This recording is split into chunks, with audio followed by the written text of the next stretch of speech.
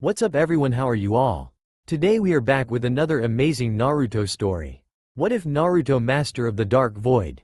If you enjoy, then please like, share and do comments, and also check the description box to original creator of this beautiful creation. Naruto has been attacked every single year on his birthday for some reason he's unaware of. However, on this particular year he has had enough and unlocks a very rare bloodline that not even the Kyuubi has ever seen before. A civilian from the angry mob had cornered Naruto and said, "This is the end of the line for you, fox brat. There's nowhere to run and nowhere to hide, demon. It's time to finish what the fourth Hokage started and destroy you. Say goodbye, demon." Naruto then turned to the angry mob, rage in his eyes clear as day as a black aura surrounded him. Naruto then faced his attackers and said, "You think I'm a demon? You don't know the first meaning of the word. You call me a monster. But you have never seen what a true monster is. You say I'm the Kyuubi when clearly I'm not supposed to know about that. You're breaking the Hokage's law. Thus, you are constantly inviting your own deaths. You want to see a demon and what a monster truly are. I'll show you a real monster. What a real demon is capable of doing. I'll send you people to a place where nothing else but demons live. Void release. Dark gate of the black abyss. Open the realm of demons, the realm of Izanami." Just then a black hole opened up beneath the angry mob as they were sucked into another world. A world where true demons and monsters dwell. And among them, their queen, Izanami. Naruto then snapped his fingers as the dark hole closed itself and Naruto walked away without a single scratch on him. From within the seal the Kyuubi was watching everything that was happening. To say that he, the most powerful tailed beast, was scared of his host's new power was an understatement. He was utterly terrified of the potential Naruto had and the ability he just unlocked. The Anbu Black Ops who were about to step in realized that what Naruto did wasn't normal. Or an ordinary bloodline either. It was a bloodline far more dangerous than even the Sharingan and Rinnegan. A bloodline that could not only warp reality but also reshape it to open a black hole to other worlds. In fact, it was far superior to any teleportation jutsu in existence. And the Hokage knew all too well what would happen if the council found out. There wouldn't be a council left. Because Naruto would have sent them all to another dimension. Hell was about to break loose and Konoha was ground zero. After realizing that he was able to alter, manipulate and rewrite reality to his will, Naruto started going to the library and researching all the scientific methods and particles that makes up each and every single thing in the world. By seeing how the individual protons and neutrons react with each other. By discovering that everything is basically made of microscopic organisms.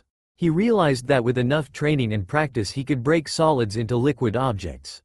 Liquids into solid objects and even breaking up their molecules. Naruto then took the books home with him as he made a glass of water and began his experiments. Naruto then said to himself, "Okay, so according to this book, water is basically 2 hydrogen atoms and 1 oxygen atom.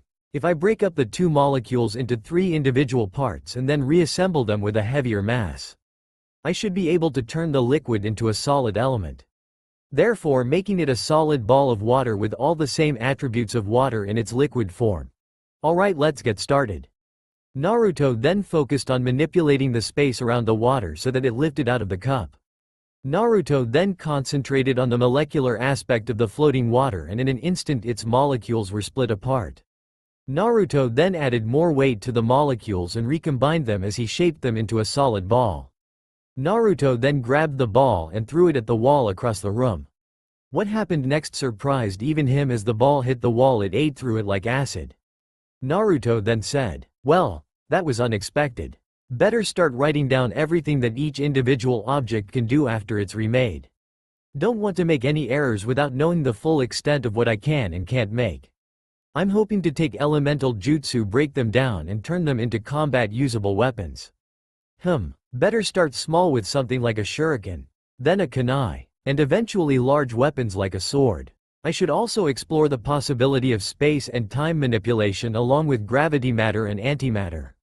Shadow clone jutsu. After creating 10 clones of himself, Naruto then had each one read and study everything the books had on each subject. The clones then made multiple attempts to replicate the theories behind everything they read with substantial success. After dispelling one at a time, Naruto received all of the information slowly but carefully, going through each memory of his clones. Naruto then said, "Alright, that's enough experiments and studying for today. I need to get some sleep for the academy tomorrow. I don't want to be late for my own graduation exams. Perhaps I'll only show of 10% of what I've learned. What do you think, Kurama?" And Kurama said, "That seems substantial enough for now. If you need to show off, only use 15% of what you know. Better to keep what you know hidden rather than be like that Uchiha clan bastard Sasuke." And Naruto said, "Alright, you're the one with centuries of knowledge, so I'll take your advice. I think between the two of us you're actually smarter than me.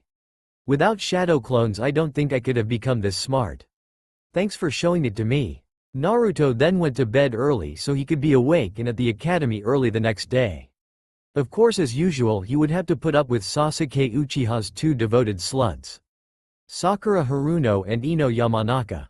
As much as he wants to obliterate them into tiny particles, he knew that one was a clan heir and the other one was the bitch daughter of another bitch on the civilian council. So for now he would just deal with them until team assignments were announced.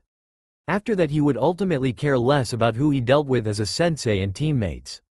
Naruto woke up bright and early the next day, and to Iruka's surprise Naruto was actually an hour early. He then noticed the books Naruto was reading and said, Naruto, aren't those books a little bit advanced for you to be reading? Not that I'm questioning your intelligence or anything, it's just that it's awfully unusual for you to be here early.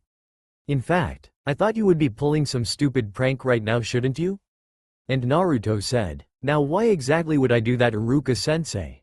That's what I've got shadow clones for. They're able to let me be in two places at once.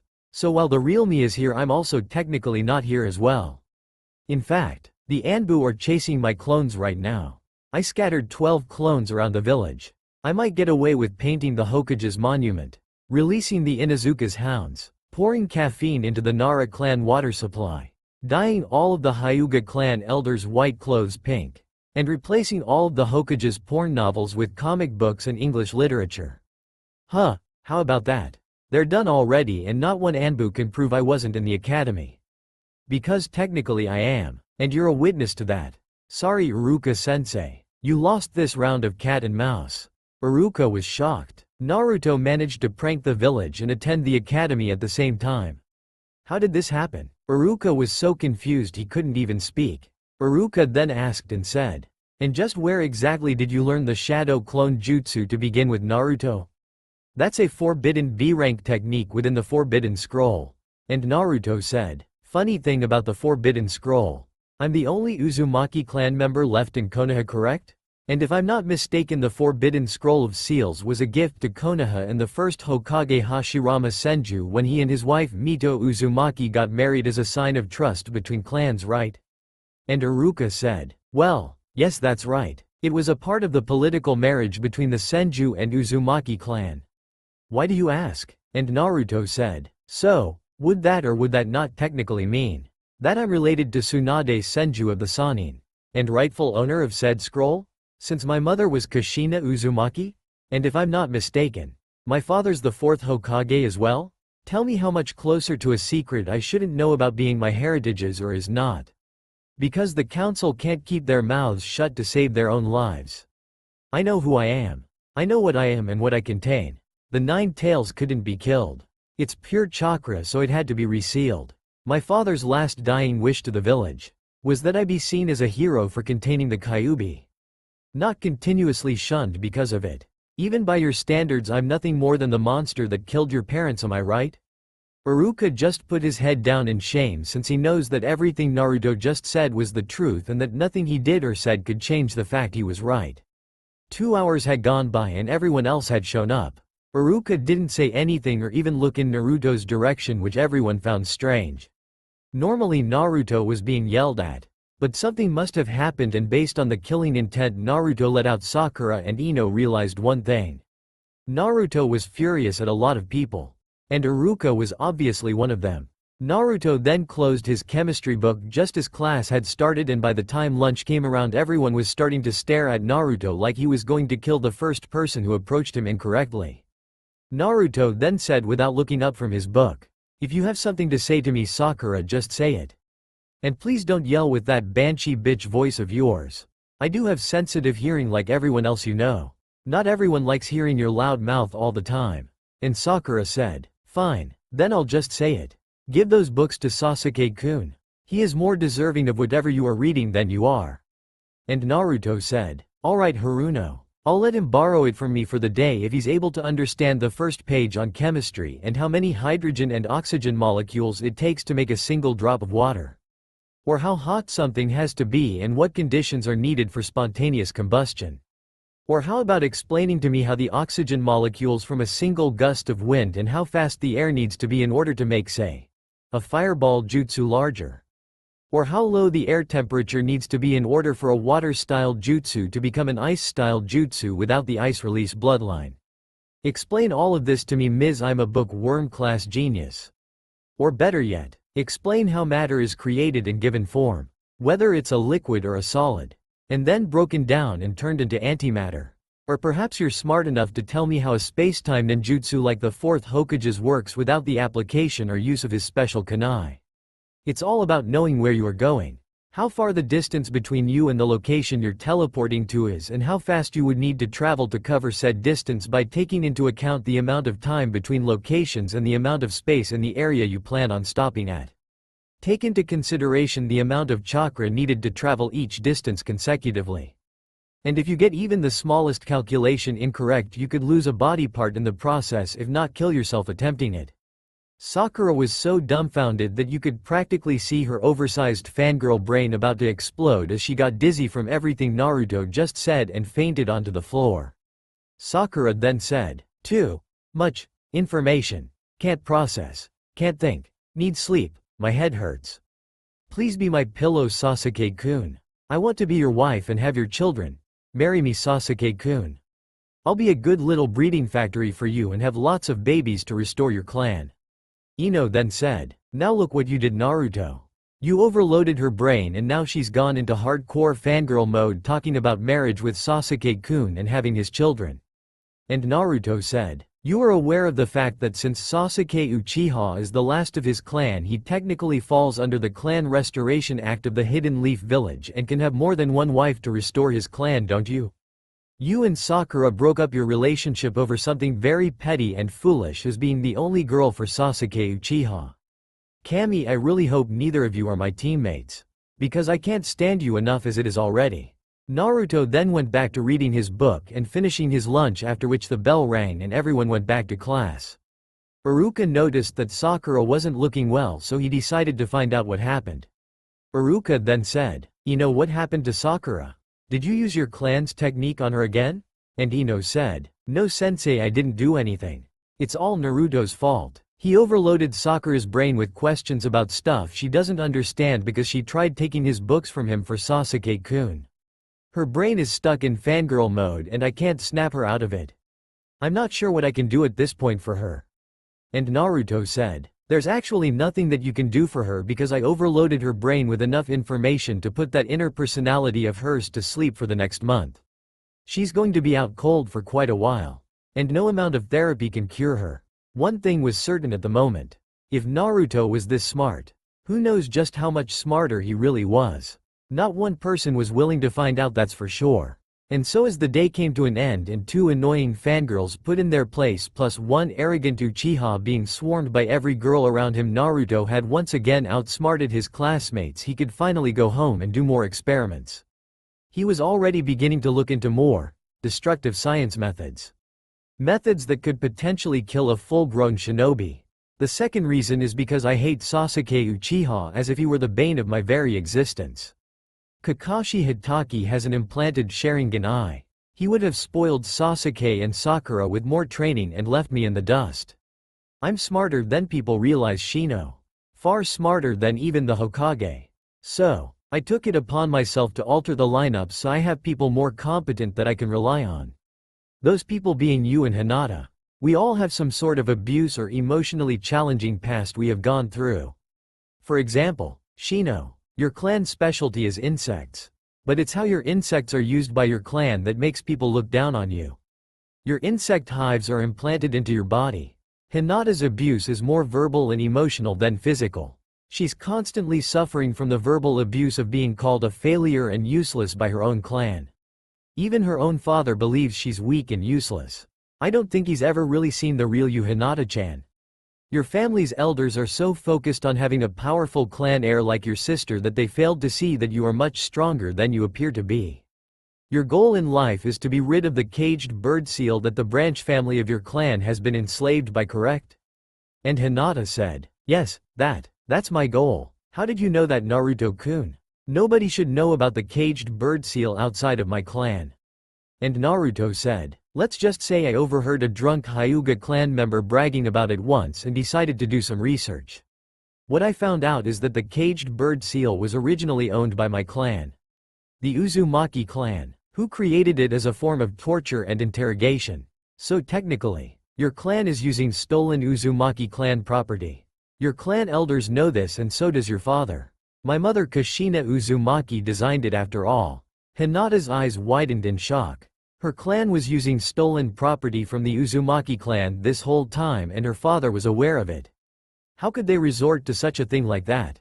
Hinata then said, forgive me, Naruto-kun. If I had known that the caged bird seal originally wasn't my clan's to begin with, I would have refused to learn its application methods. All main house members are required to learn the caged bird seal jutsu in the event that a branch member decided to leave the clan. Can you remove it somehow? Do you have a way of getting rid of it for good? Please, Naruto-kun, tell me so I can help my clan.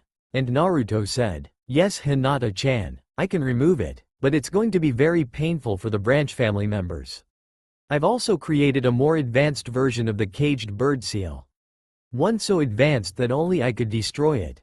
Hello, Kakashi-sensei. As usual with everything you've done, you're 3 hours late. Do it again and I'll forcibly teleport you to us, am I clear? 2. Kakashi then gulped and said, yeah, I was. A black cat crossed my path and, okay. Truth is, I was at the memorial stone, visiting your parents? And Naruto said, fair enough, but next time at least let us know when you are showing up, will you? Unless you want me to rearrange your blood cells and burn you from the inside out. Or perhaps you would like to see how I can take water and turn it into acid. Or maybe you would prefer if I extract all the iron and calcium in your bones and snap you like a twig. Sounds like fun, doesn't it? 24. And Kakashi said, let's just do introduction and then we can find out more about each other over lunch? Noticing how Kakashi said all of that with fear in his voice made Shino and Hinata wonder if Naruto could actually do everything he said. Although knowing Naruto's unpredictable reputation, it wouldn't surprise them at all. Naruto then opened a portal to the academy roof and said, 4. Well, what's everyone waiting for, an invitation? Sigh. If you guys must know, this is just one of the many basic abilities my void release bloodline ability lets me do. I can create a portal to pretty much anywhere at any time in any place so long as I've already been there before. Teleportation Jutsu 101. If you know the location you're going to and it's a place you have been to before, it's easier to get there with a single thought. Time-space manipulation and physics. 101. Moving solid objects from one place to another through the use of dimensional travel. In order to successfully move from one spot to another, the gap between time and space must be equal to that of the object being moved and must stay connected on both sides. In other words, I'm basically moving us through what is the equivalent of a funnel or an air tube, going from point A to point B by connecting our current location to our designated location. Similar to how your kitchen sink water goes down the drain and into the underground sewer beneath the village. 3. Kakashi then said, one question, Naruto. Is this really safe? Because you seem to know an awfully lot about this, as if you have done it before. And Naruto said, it's safer and faster than walking or using the body flicker technique. It is based on the same principle as my father's Hiraishin technique. Only instead of moving short distances, I'm basically moving as far as the Hokage's monument. And as fast as if you were to throw a kunai and shuriken at me. In between the time you've thrown those weapons and the time it takes to hit me even at long range, I'll have already gotten behind you and killed you without trying. Oh, sorry, did I mention I could also slow down time as well? Putting their faith in Naruto's abilities, they stepped through the portal, and to their surprise there they were on the roof of the academy. Naruto was practically a genius with time-space ninjutsu already. Kakashi literally hit a goldmine with Naruto and his friends.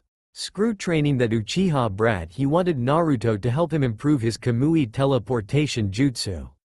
18. Kakashi then said, "Well, I guess since Naruto had told us about himself already, let's start with me. My name is Kakashi Hitaki. My likes are none of your business. My hobbies you don't need to know either. Plans for the future? Well, I guess I don't really have any. Okay Shino, you're next." And Shino said, "My name is Shino Aburame.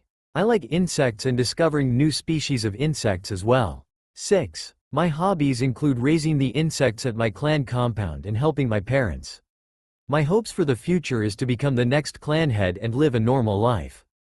Hinata then said, "I'm Hinata Hyuga. My likes are cinnamon rolls and 4. Looks at Naruto. My hobbies are pressing flowers and training in my clan taijutsu style.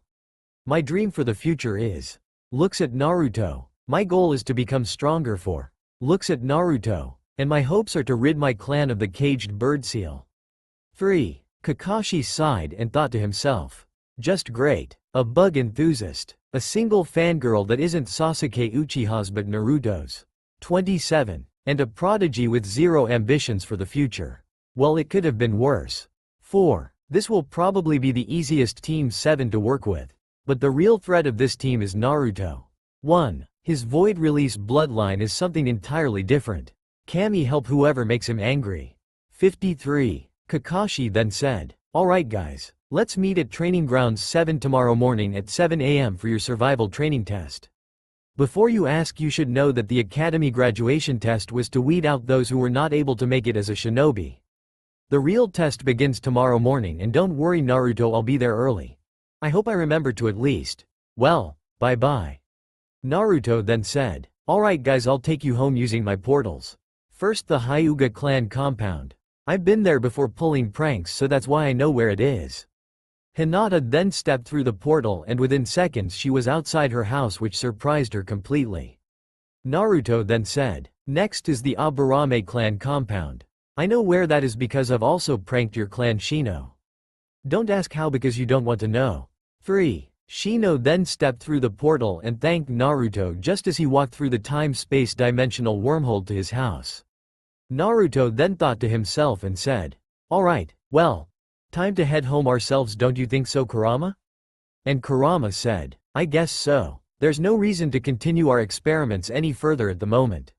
We have all the data we need. We've tested out the matter and antimatter reconstruction, molecular demolition and reconstruction, and even reshaping the molecular structure of an element by adding more weight to it or subtracting weight from it. I think we're pretty well set." 12. And Naruto said, "Yeah, I guess you're right. We can put the theories and applications of particle acceleration and deceleration on hold for now. Nobody's going to find our notes because we keep them with us in a storage seal on my wrist." Naruto then opened a portal to his apartment and then walked through it. Just as he got there, the Hokage was waiting for him with his anbu. Seeing this, Naruto got his guard up and out of thin air produced a Tanto sword. Hiruzen then said, "Take it easy Naruto my boy. They're not here to hurt you. And neither am I. I've been watching you closely and how fast you have progressed in your bloodline abilities by yourself. Creating wormholes for time-space ninjutsu. Traveling between dimensions to go longer distances than your father's Hiruishin. Deconstruction of molecules of elements to recreate and reconstruct them as weapons. Using the molecular structure of an item to reshape it and change its attributes.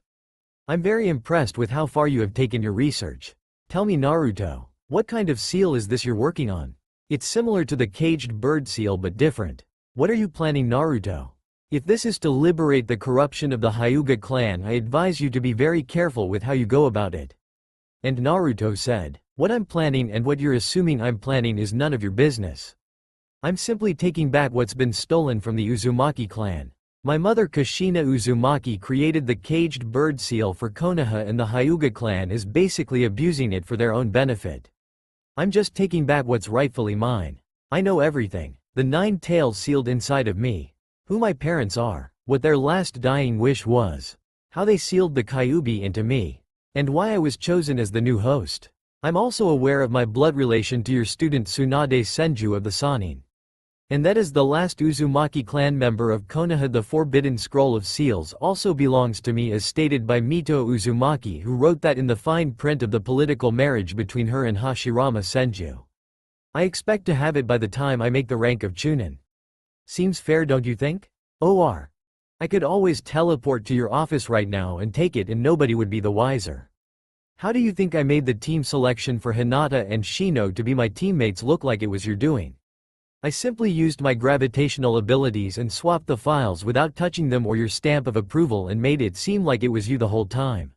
I saw that you were going to put me with that bitch Sakura Haruno and that spoiled Uchiha bastard Sasuke Uchiha. So I looked at the other files and swapped the Team 7 and Team 8 lineups. I hate Uchiha Sasuke with a passion. And Sakura's fangirl mentality would get me killed. Plus I saw your Genin team and noticed the pattern. Me Sasuke Uchiha and Sakura Haruno remind you of them and hope we'd put our bad habits aside and would be like your old Genin team of the Sannin. I was not putting up with a fangirl and an Uchiha who Kakashi with his Sharingan would purposely throw me and Sakura aside to train. And Hiruzen said, I could arrest you for multiple things right now, Naruto. But perhaps you're right. Perhaps I wasn't thinking logically. 10. Kakashi wanted you as his only student to make amends for your parents.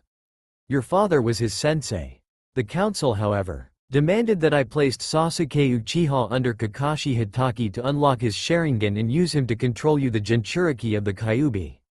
In the event you lose control over it. But based on what you have told me, you and the Kyuubi seem to get along quite well. How did that happen, if I may ask? And Naruto said, I met the Kyuubi last year on my birthday. He told me everything that happened, who my parents were, and how to use my bloodline abilities after months of research on it and its numerous applications. I haven't needed his power and we agreed that he would only lend it to me to heal me. Otherwise I use my own power and my own skills. This Tonto sword in my hand can cut through solid steel, flesh and bones. A single scratch and if I wanted to I could have it peel away your skin. This is made from the water and air molecules that surround you, me and your Anbu. By changing its attributes I can turn water into acid and fire into lava. Or even lightning into plasma. Do not make me hurt you, old man. Just give me my inheritance now and the forbidden scroll that belongs to my clan after the Chunin exams. And I'll forget your little twisted idea to make a next generation Sannin team. I'm not like Jiraiya, Sakura isn't Tsunade, and Sasuke Uchiha isn't Orochimaru. 1. He craves power to kill his brother. Not become a homicidal scientist shinobi. Bent on revenge. 6. The three of us are not and never will be the next generation of Sannin. Now leave, before I force you out. This conversation is over. And Hiruzen said, very well Naruto. You will have your inheritance before you become a Chunin. But the scroll of forbidden seals will remain with me until you are promoted. And Naruto said, fair enough. I'll take my inheritance after the Genin team test with Kakashi-sensei. And all of the money better be there. Otherwise it's curtains for the civilian and merchant council. Hiruzen could tell that Naruto was very serious about his threat to destroy the council, and so with a wave of his hand he looked to his Anbu and said, Neko, Tora, inform the civilian and merchant council that Naruto Uzumaki Namikaze is being given his inheritance and all rights that come with it, including clan heir status of the Uzumaki and Namikaze clans. Non-negotiable. Tell the merchant council that if even one Ryo is missing from either the Uzumaki clan or Namikaze clan accounts, that they are to pay it back in full before the end of tomorrow. Or I'll have the daimyo shut down their businesses for good. Inform both council that this is a direct order from the Hokage. The two Anbu then saluted the Hokage and said, yes, Lord Hokage. Right away. Shall we also gather the Shinobi Council to inform them of Naruto-sama's new status as a clan heir? And Hiruzen said, what do you think, Naruto? Should I inform the Shinobi Council of your heritage and clan heir status? It's your decision. And Naruto said, just the clan council. And only the clan council of Shinobi. The less who knows in the village the better. I'll reveal my heritage to all the civilians at the Chunin exams finals. Eventually after that they will regret their mistreatment of me. And Hiruzen said, you truly are smarter than even myself, that it frightens me, you know that? Very well. If that is what you wish, then I'll allow it. Have a nice evening, Naruto. And good luck with your test tomorrow. Kakashi has never passed a single team before. Hopefully you're the first ones to pass his test. The Hokage then left through a portal Naruto opened to his office and then closed it. Naruto then went to bed so he could be up early for the belt test of Kakashi Hatake. How well this new formation of Team 7 would work out even the Hokage wasn't sure. But one thing was certain. Naruto had just made some very powerful enemies. Both politically and as a shinobi. Naruto was in his apartment working on his latest experiments. The acceleration and deceleration of particles, atoms and molecules. He looked at the clock realizing that it said 6 a.m. Naruto hadn't realized that it was that time and so he decided to finish his studies, wrote down his notes and sealed them into his storage seal on his wrist. Naruto then got cleaned up and put on clean clothes. He then left the apartment and made his way to Training Ground 7. By the time he got there it was already 5 minutes to 7, so he was a little bit earlier than he expected had he not stopped for 3 bowls of ramen to go. Kakashi then showed up at 2 minutes to 7 and Hinata and Shino soon after. Naruto was surprised that Kakashi actually took his threat seriously the other day. Naruto then said, "Huh, so you're actually on time like the rest of us, aren't you, Kakashi-sensei? So what is the test?" And Kakashi said, "Well, you kinda didn't give me much of a choice in the matter. I woke up 2 hours early so I wouldn't be boiled alive with my own blood." And Naruto said, "Please don't tempt me, Kakashi-sensei. Because I might just consider making you the first test subject for my most recent research. How acceleration and deceleration of molecules, atoms and particles affect the human body. Basically what happens is I come in contact with someone or something and one of two things will happen. The first is that the human body will become stronger and more durable. The second, the body begins to slowly and carefully fall apart through the process of de-aging the human blood cells." Sounds like fun, doesn't it, guys? Shino then said, "Logically speaking, if you were able to accomplish such a thing, you could commit a murder, make it look like natural causes and not get caught for it. A very frightening way to be killed. Your research and development, Naruto, is very disturbing and overwhelmingly complex for someone else to understand. Even I with my logical mind can't fully comprehend the applications of your research and how much it's going to benefit the village. Or destroy it." And Naruto said, "Actually, Shino, it's impossible to replicate my research notes and apply them because I always keep them with me at all times. Not in plain sight for all to see." Kakashi then said, "Alright guys, for this test I have 2 bells. You must each get a bell before noon or you all fail. You should also know that this particular test has only a 66% success rate." And Shino said, "I'm beginning to think that this test is really to test not just our individual skills but how well we work together. Logically speaking, if there's only 2 bells and you said we each have to get 1, that would mean only one of us would be sent back to the academy. This is a test to turn us against each other. This is a test of teamwork and deception, isn't it? If that's the case then I shall be the decoy." And Naruto then said, "Don't worry, Shino. I have it all figured out already and a plan on how to win and get the bells from Kakashi-sensei." This was over before it began. And Kakashi said, "If you are so positive about that, Naruto, then let's begin, shall we?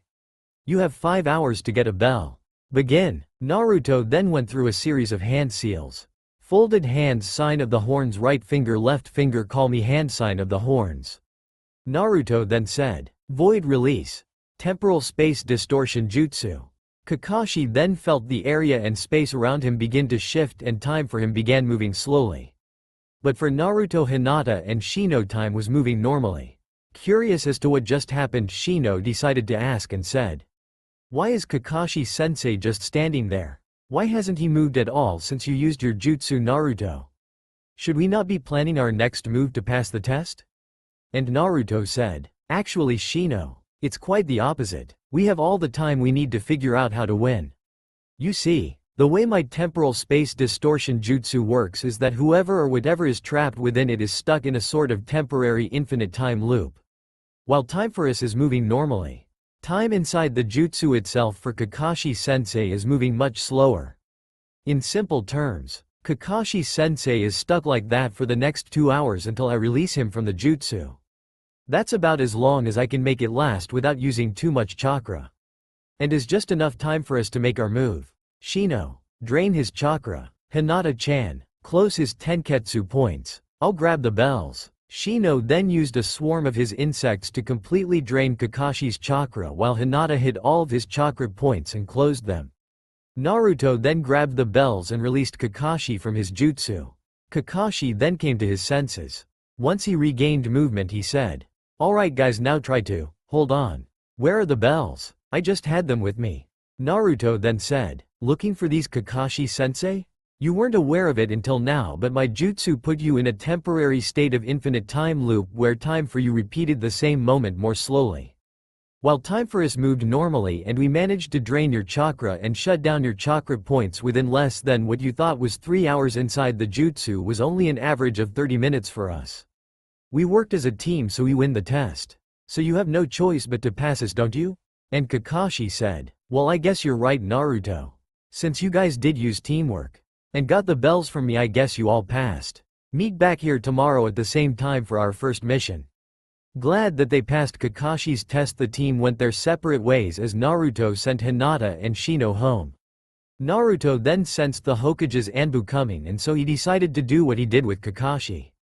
He paralyzed them within a temporary infinite time loop. Naruto then noticed the scroll in their hand and guessed that it's his inheritance. Naruto then grabbed the scroll from the Anbu and left as he freed the Anbu from his jutsu. Naruto then said, "Huh, so the old man actually held up on his deal with me and told the truth. Looks like I won't have to kill the council after all. Thanks for scroll, but before I free you from my jutsu completely, let's see who's behind that adorable cat mask of yours." Naruto then lifted up the Anbu Black Ops mask and saw the most beautiful brown eyes and purple hair he's ever seen. Naruto wondered how someone so beautiful would choose to hide such a pretty face. Naruto then said, "Let's check your shinobi ID to see who you really are." Yugo Izuki, Anbu Jonin of Konoha, codenamed Neko. Commanding Officer, Ibiki Morino. Headquarters location, T&I Department. Primary Station, the Hokage's bodyguard, and Anbu Guardian of Naruto Uzumaki Namikaze. Naruto put Yugo's ID back in her pocket and lowered her mask as he whispered into her ear.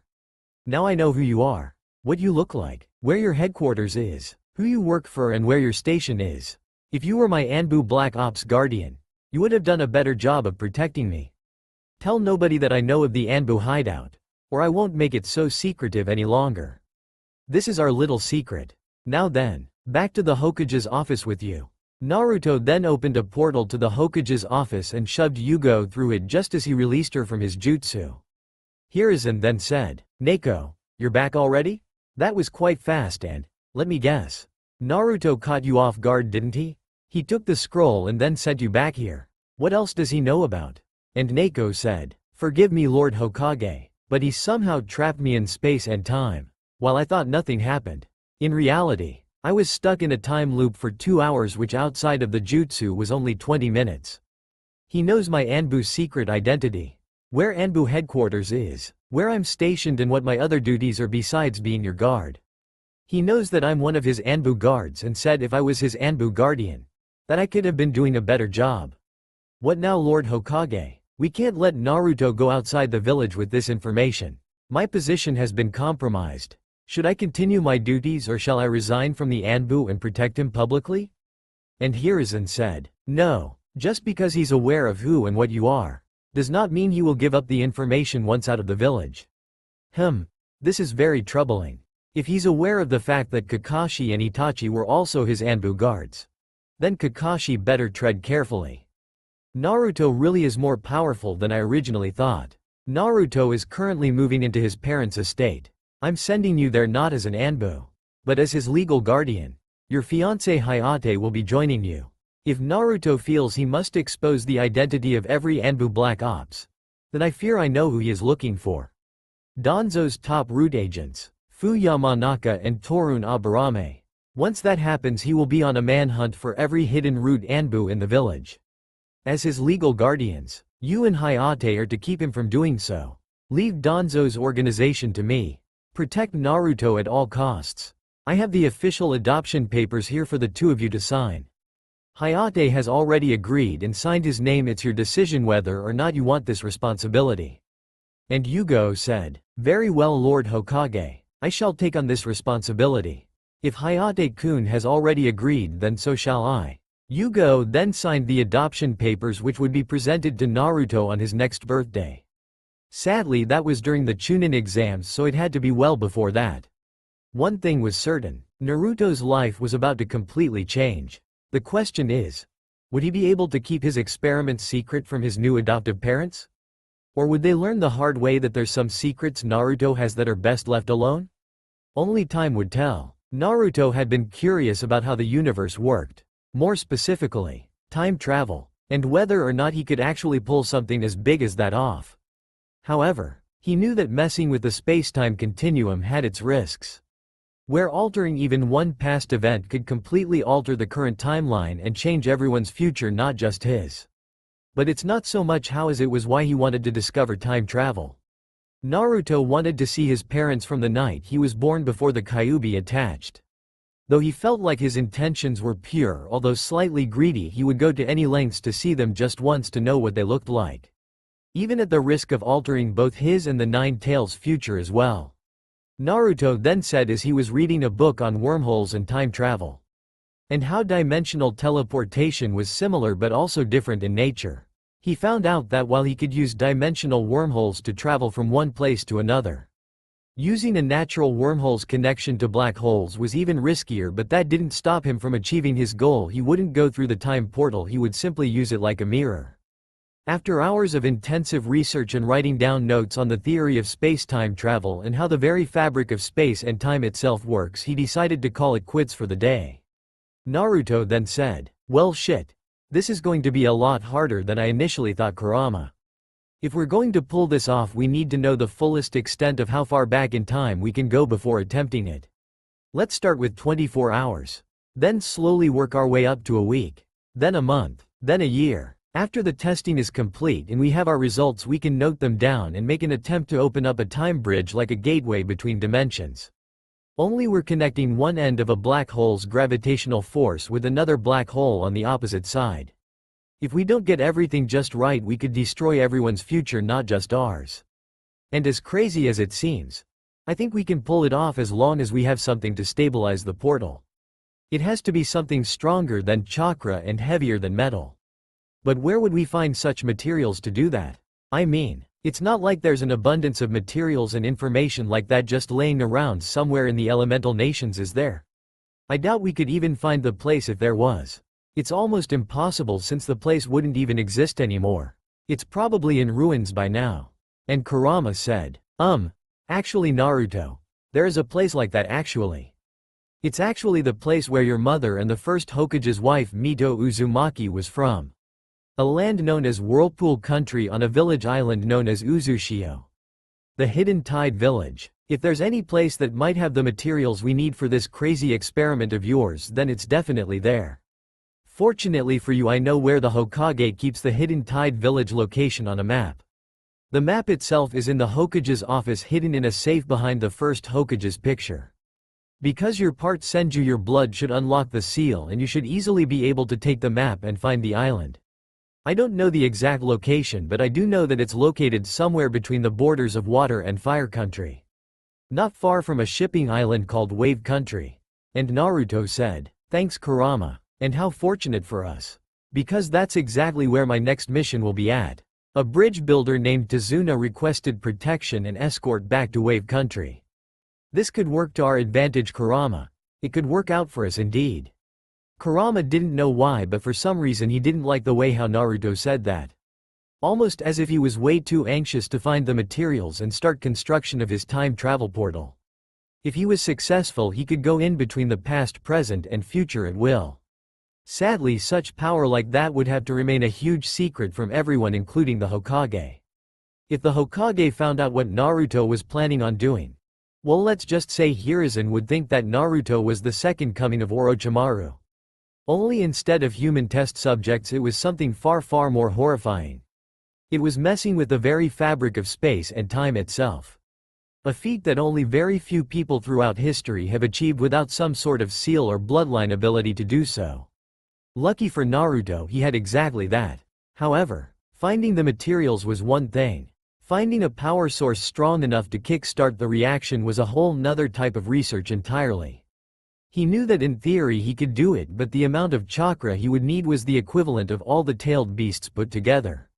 Both his and Kurama's chakra alone wouldn't be enough to power what he was planning. In the end, it was a matter of how far he was willing to go and what he would give up just to complete his greatest experiment ever.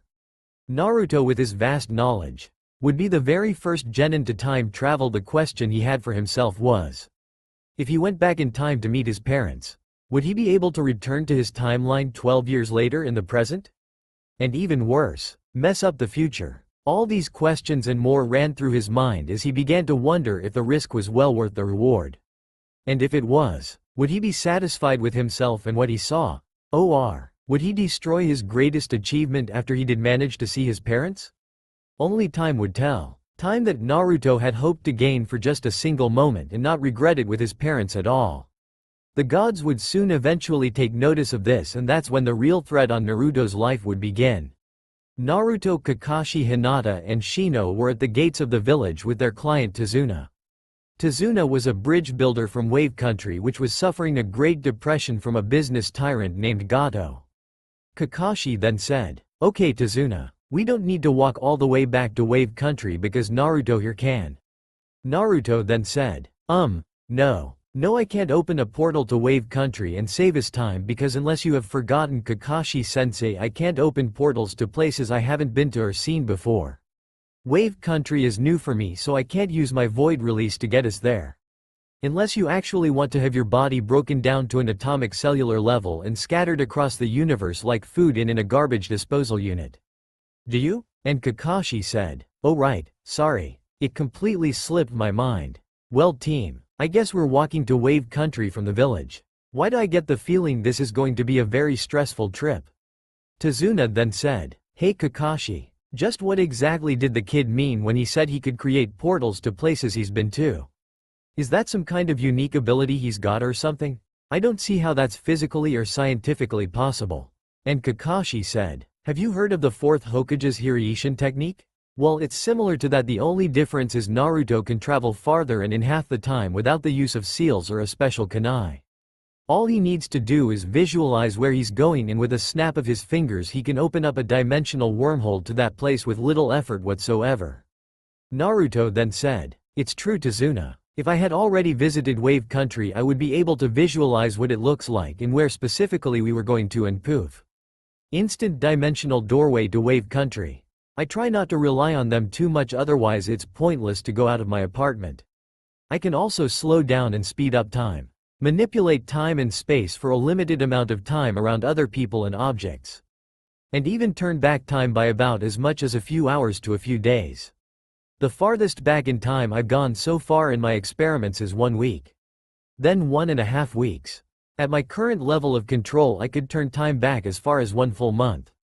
But, even though I could this, it doesn't mean that I should be doing it all the time unless necessary.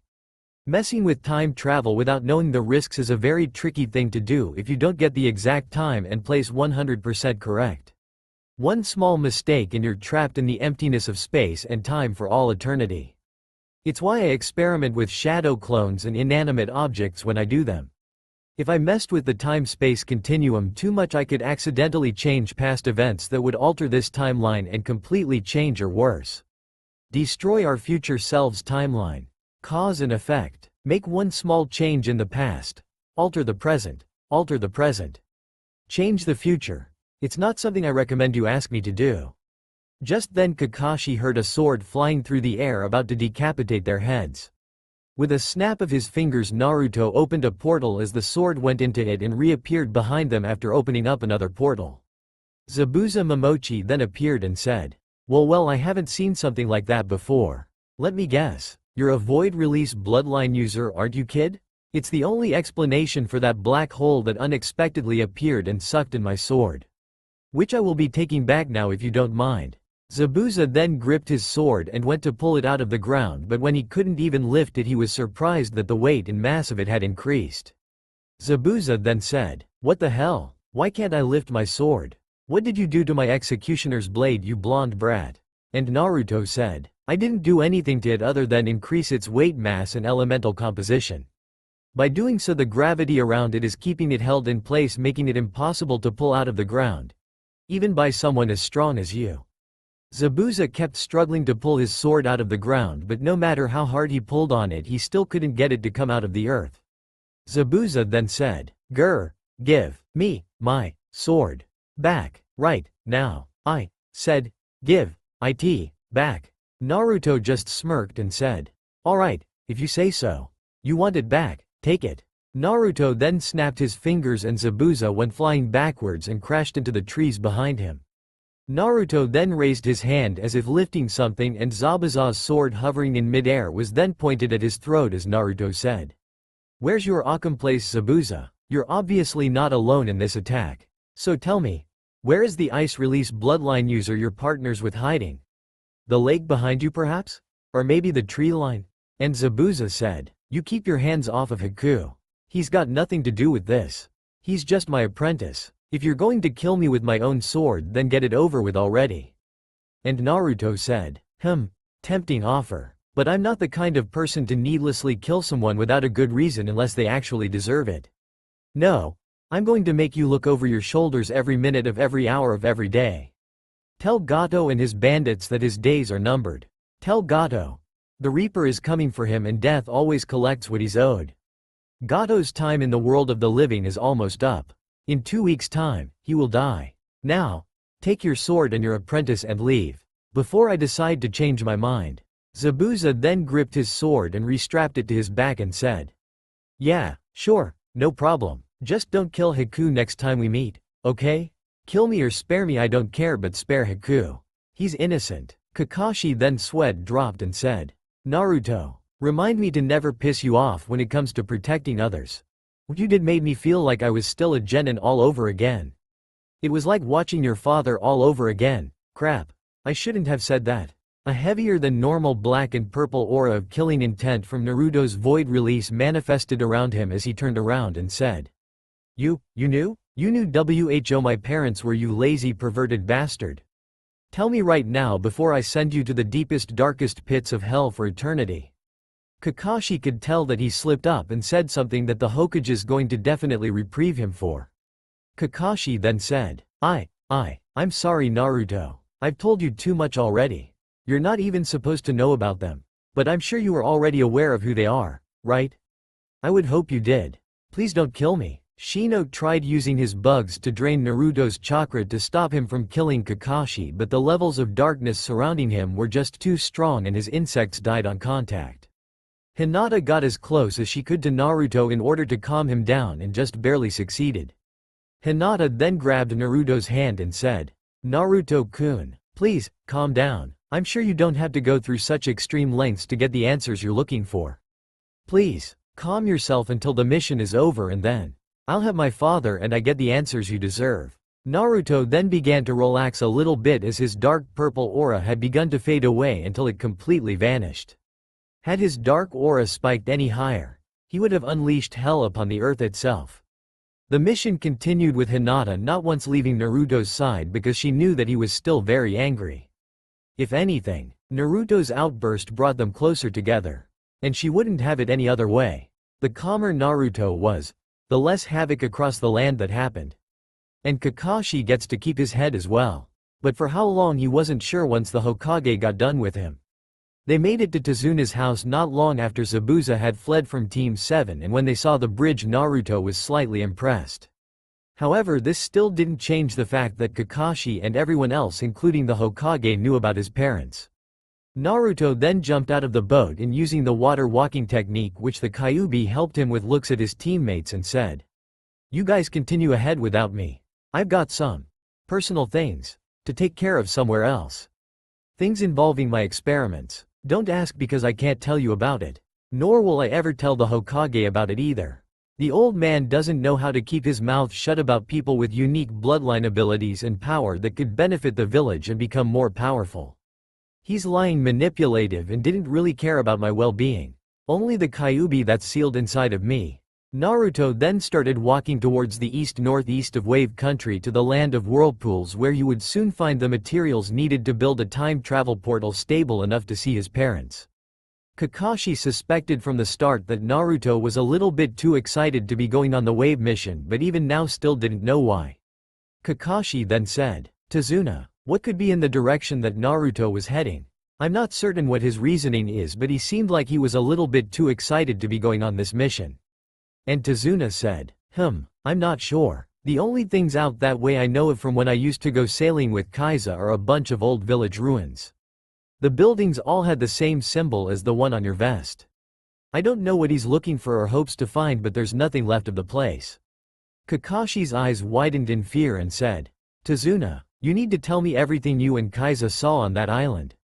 That island you discovered holds great and valuable resources and artifacts for Konoha.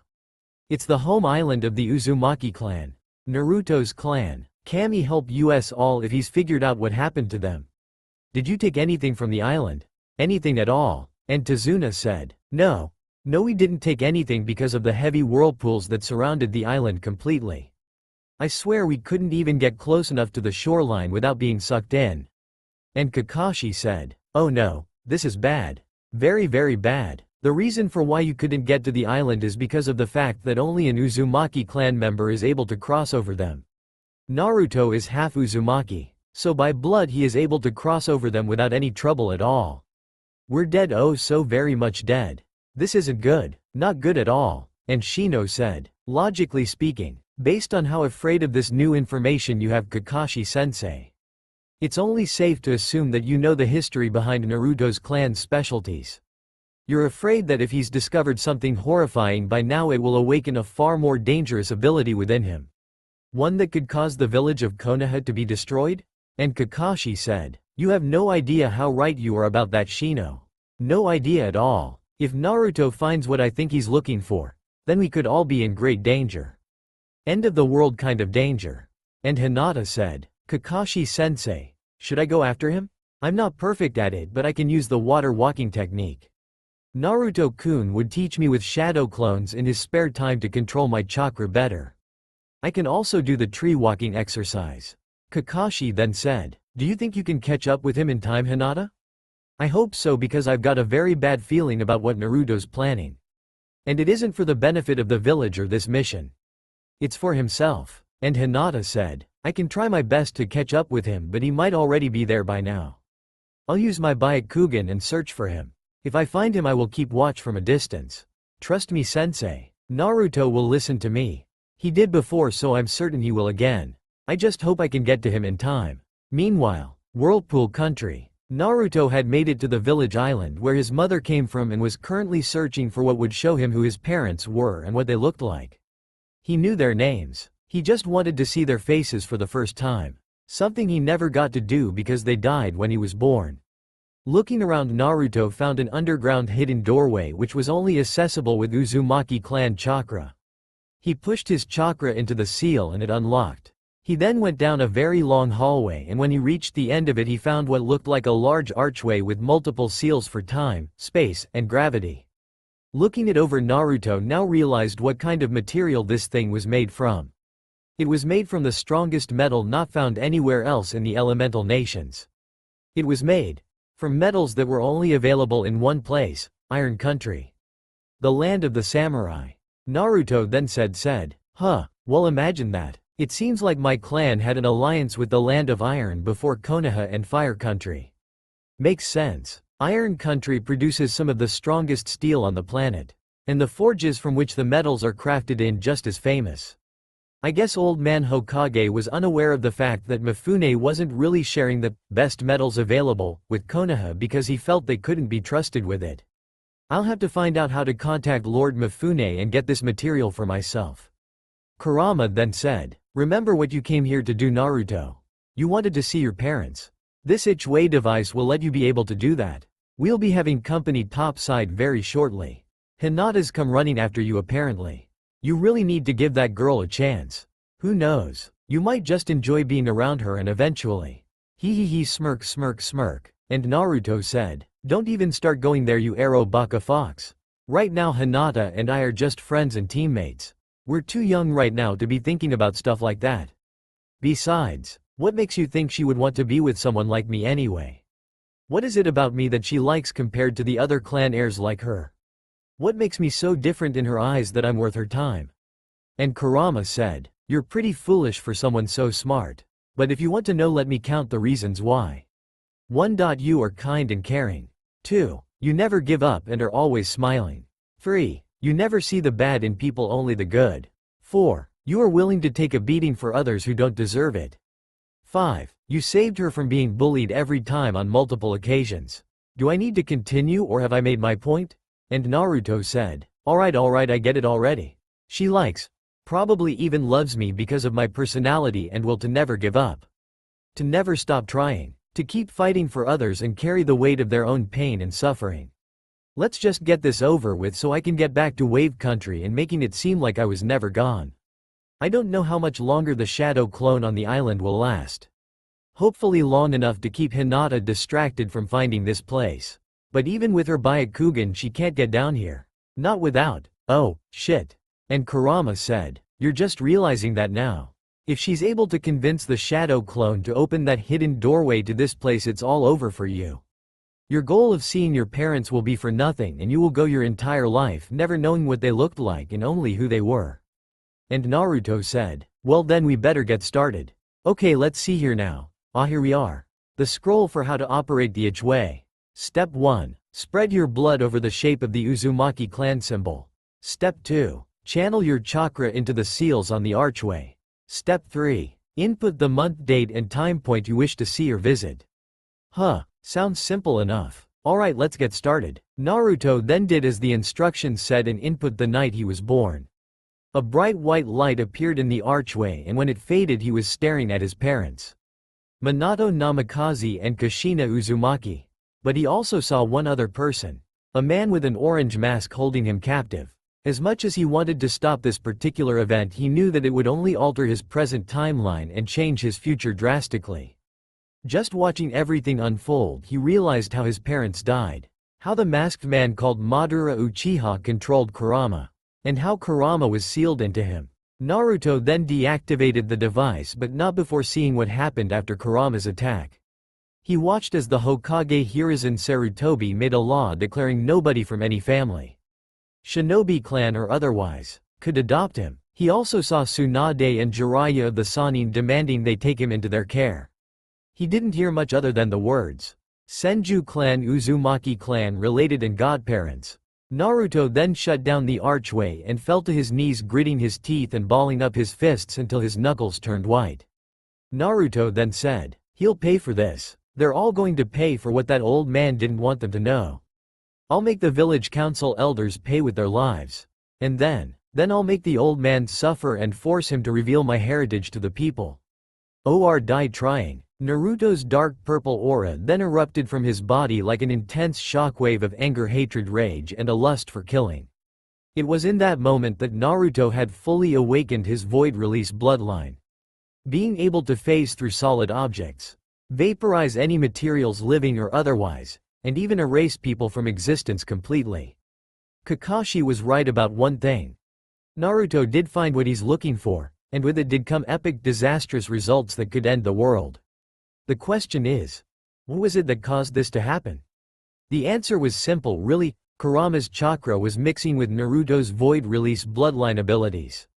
The very fabric of space and time was about to fall apart completely, and only the gods Izanami and Izanagi could stop it from happening. The question is, after Naruto explains everything, would they want to repair the damages done? Or train him to control his newfound power? Only time would tell. 2 weeks have passed since Zabuza's encounter with Team 7 after being spared by Naruto and leaving with Haku alive. But as much as Zabuza's known as the Demon of the Mist, there's someone far greater. That person is Naruto, who will soon gain a similar moniker, the Dark Demon of the Hidden Leaf Village. Not long after the fight between Zabuza and Kakashi began, Hinata came back with Naruto. The only big difference is, Naruto was furious. Furious with the Hokage. Furious with the Konoha Council. Furious with the entire village. It's this heavy anger, rage, hatred, and lust for killing that sent shivers down everyone's spines. Kakashi realized in that moment, when Naruto and Hinata stepped out of the portal, that he wasn't the same person he was before the mission. Kakashi then said, Zabuza, we're all dead. Every last one of us is doomed. You feel that, don't you? That malice and hatred. It's Naruto. I don't know what he saw, or what he found in the Uzumaki clan island ruins. But whatever it was, couldn't be good for Konoha. Gato and his men then showed up as he said, "I'm disappointed in your efforts, Zabuza. It seems that I won't be getting taken away by the Reaper?" Naruto kept walking closer and closer and closer to Gato and his bandits. The closer he got, the more frightened they became of him. Naruto then said, "If you think Zabuza's a demon, Gato, then like everyone else in my village you don't even know the very first meaning of the word demon. Why don't I show you what a real monster or demon can do and you tell me if the Reaper has come to take you away?" Void release. Gravity binding jutsu. Without performing hand seals, Naruto manipulated the gravity around Gato and his men. Unable to move, Gato's men panicked as they are unable to draw their weapons and fight back. Naruto then said, "Void release. Atomic dismantling jutsu. Time to die." Naruto then snapped his fingers and the next thing everyone saw was Gato and his men's bodies or lack thereof being scattered and turned into blood stains all over the bridge, with dismembered limbs and heads being the only thing left of their bodies. All of the internal organs, muscle tissue, blood cells and nerve endings were completely gone, with nothing left at all. Naruto's aura was flaring relentlessly to the point even Kakashi and Tazuna could barely speak. Naruto then said, "Our mission here is done. We got you back and your bridge is finished. We have no more reason to stay and I have some personal business to talk with the Hokage and his council about. Let's go, unless you would rather walk back to the village, that is?" Kakashi then said nothing as Naruto opened up a portal to Konoha and the Hokage's office, where Naruto's dark heavy killing intent was flaring relentlessly once again as Team 7 Zabuza and Haku stepped through the portal. Hiruzen noticed it open up in his office. But what scared him the most was the killing intent being leaked towards him by Naruto. Hiruzen then said, "I take it you know everything and I'm more than likely going to be dead soon, aren't I, Naruto?" And Naruto said, "Oh, you have no idea how right you are, old man. But being dead afterwards is putting it very lightly. Try more like being a scattered blood stain all across your office walls, ceiling and floor as I slowly and carefully dismantle you and the council one molecule at a time with my void release. You will tell the public people about my parents. You will reveal what really happened to the 9 tails the night I was born. And you will inform your advisors that they're sitting on death's doorstep with you right now. Or so help me Kami, I will raise every demon in hell upon the village and its people. Starting with you, Danzo, Kaharu and Homura." And Hiruzen said, "Just how exactly did you find out about my law forbidding anyone from civilian or shinobi families to adopt you under any circumstances, Naruto? How did you come across this knowledge if I've never once mentioned it to you or anyone else besides the council? What did you do, Naruto? What happened on that island of the Uzumaki clan? What did you find that I'm not aware of?" And Naruto said, "That's the funny thing about time and space. No matter how hard you try to erase evidence of certain events from the history books, history itself can never be erased from existence, since it exists as a form of space and time given a physical form by way of some kind of event. Ultimately, history, like the universe, is infinite and can't truly be gotten rid of. Forgotten about and removed, yes, but never destroyed. History can only be changed or rewritten. It cannot be destroyed, it cannot be erased. Only forgotten, changed or rewritten. Replaced by false events and lies to cover up the truth." Now you're probably asking yourself, how did I pull this off? What did I find to see such events happening as if I were there? How could I be there if I was just an infant born into the world, right? Well, I'm going to tell you something about my clan you're not going to believe. Before the Uzumaki clan were ever allies with Konoha and Fire Country, they were and still are to this day in alliance with the Land of Iron before Hashirama Senju ever married Mito Uzumaki. And Hiruzen said, So it's true that Lord Mifune wasn't being honest with Konoha, was he? He never trusted Fire Country from the beginning, so he decided to stay in alliance with the Uzumaki clan by way of a blood seal contract." And Naruto said, Yes, he has. And so long as a single Uzumaki clan member remains. Well, you can probably see where this is going, don't you? I'm one of the last remaining Uzumaki clan members left. Of the Uzumaki clan royal family, no less. In other words, all I have to do is go to Lord Mifune. Tell him who my parents are. Explain to him everything I've learned and everything you haven't told him about my parents' deaths. And faster than you can say Kyuubi is as fast as his trading deals with Fire Country ends in a single day. And let's face it, old man. Konoha has become far too reliant on their metals to make swords and other weapons for the Anbu Black Ops, if I'm not mistaken, right? Wouldn't it be a shame if Konoha no longer received the chakra metals that come from Iron Country to make weapons because I requested the trade routes to stop? Bad for business if you ask me. And Hiruzen said, "This is political blackmail, Naruto. I'm surprised that you have changed so much in such a short amount of time. Sadly, there's very little I can do about my advisors or the council to make your heritage public. It's for your own safety, Naruto, you must understand that. It's why I had Yugo and her fiancé Hayate adopt you to begin with. I'd hoped that with your Anbu protector closer to you that the odds of you getting attacked by the village council and villagers in general would decrease. It seems I was only half correct. Perhaps more protection detail is needed to keep you on a short leash. Tenzo. As of today you're going to be living with Naruto and…" Naruto then snapped his fingers as all the Anbu in Hiruzen's office fell to the floor and Naruto approached Tenzo. Naruto then removed his mask and saw who it was. Said, "Ah yes, I've read about your artificially implanted Mokuton bloodline abilities of the Senju clan.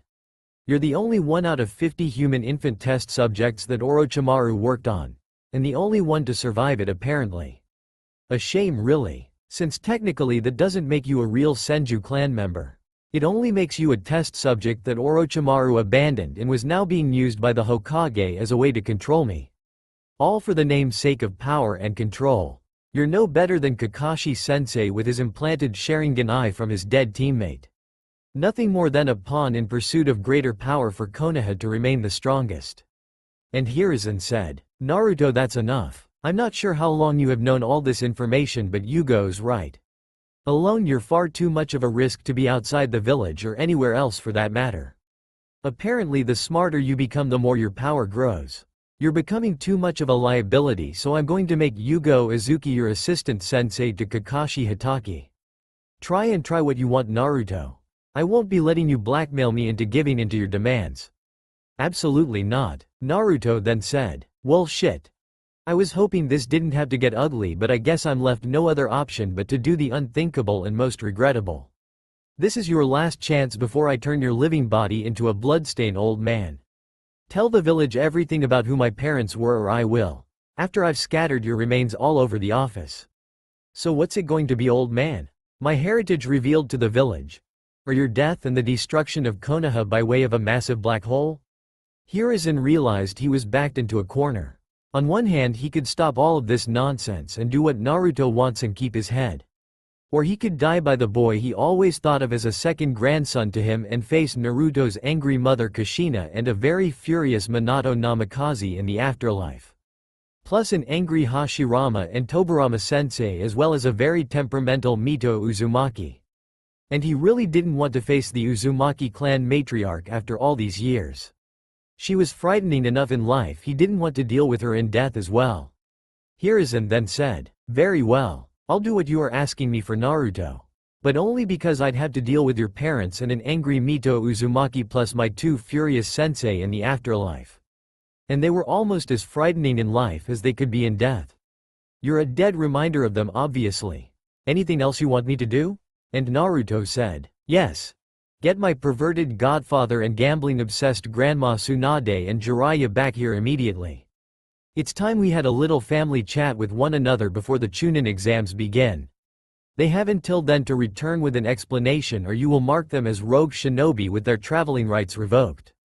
I'm leaving. Goodbye, old man. Don't send any more messengers unless Jiraiya and Tsunade have returned." Naruto then vanished in a shroud of black smoke, leaving behind a downtrodden Kakashi, Tenzo and Hiruzen Sarutobi to contemplate just how to control Naruto exactly without directly interfering with him. Hinata then said, "Lord Hokage. I could keep an eye on Naruto-kun as well if you want me to, that is? He's less likely to kill anyone if I'm around. He will listen to me. Trust me, I know him better than anyone else. He would never harm me at all. If anything, he protects me more than my own clan or my father could. Powerful he may be, but around me that power of his becomes subdued and tame." And Hiruzen said, "You can guarantee me that Naruto would never harm you for any reason whatsoever and you alone can keep him from destroying the village. I find it highly suspicious, but I'm willing to put my faith and trust in you, Hinata." You're just as much Naruto's protector as he is yours now.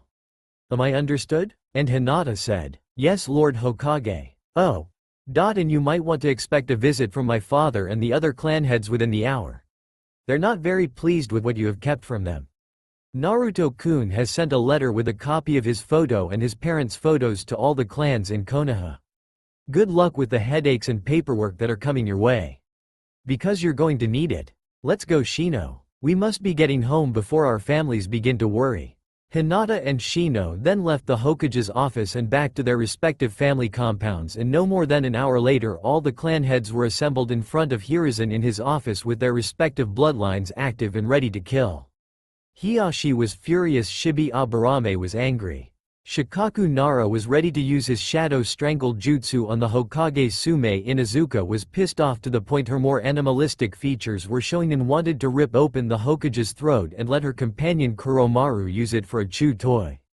Choza Akamichi was cracking his enlarged knuckles, and Inoichi Yamanaka was about ready to mentally scar the Hokage's brain for eternity. Case in point, they were all furious as the combined killing intent alone made him suffocate and sweat.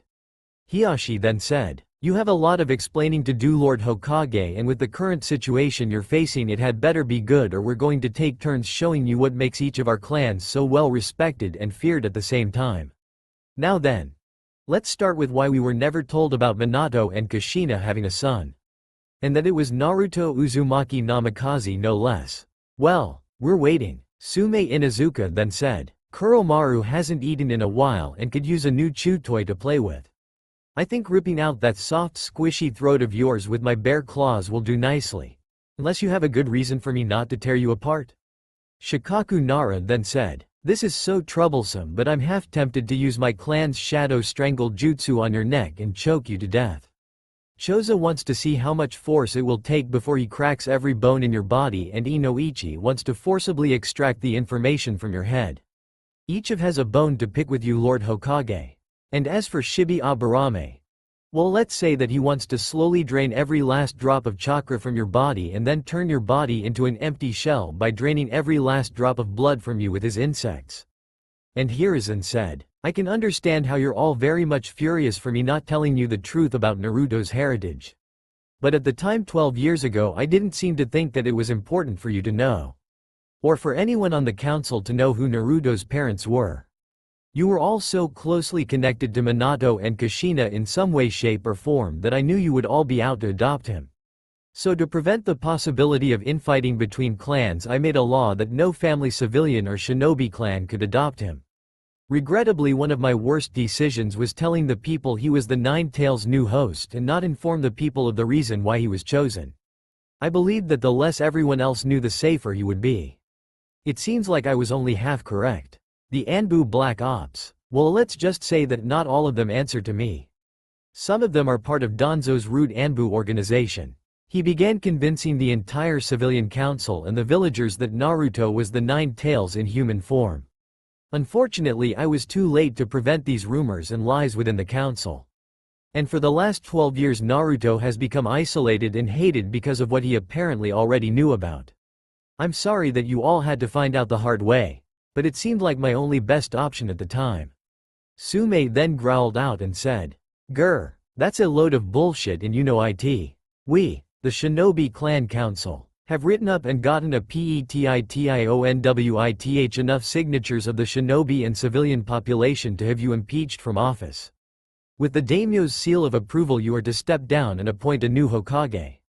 And Hiashi said, this was agreed upon in a private meeting of the clan heads respectively, and once all or a majority of the clan heads agree on something, it is immediately brought up with the daimyo, whose authority overrules yours and the council elders.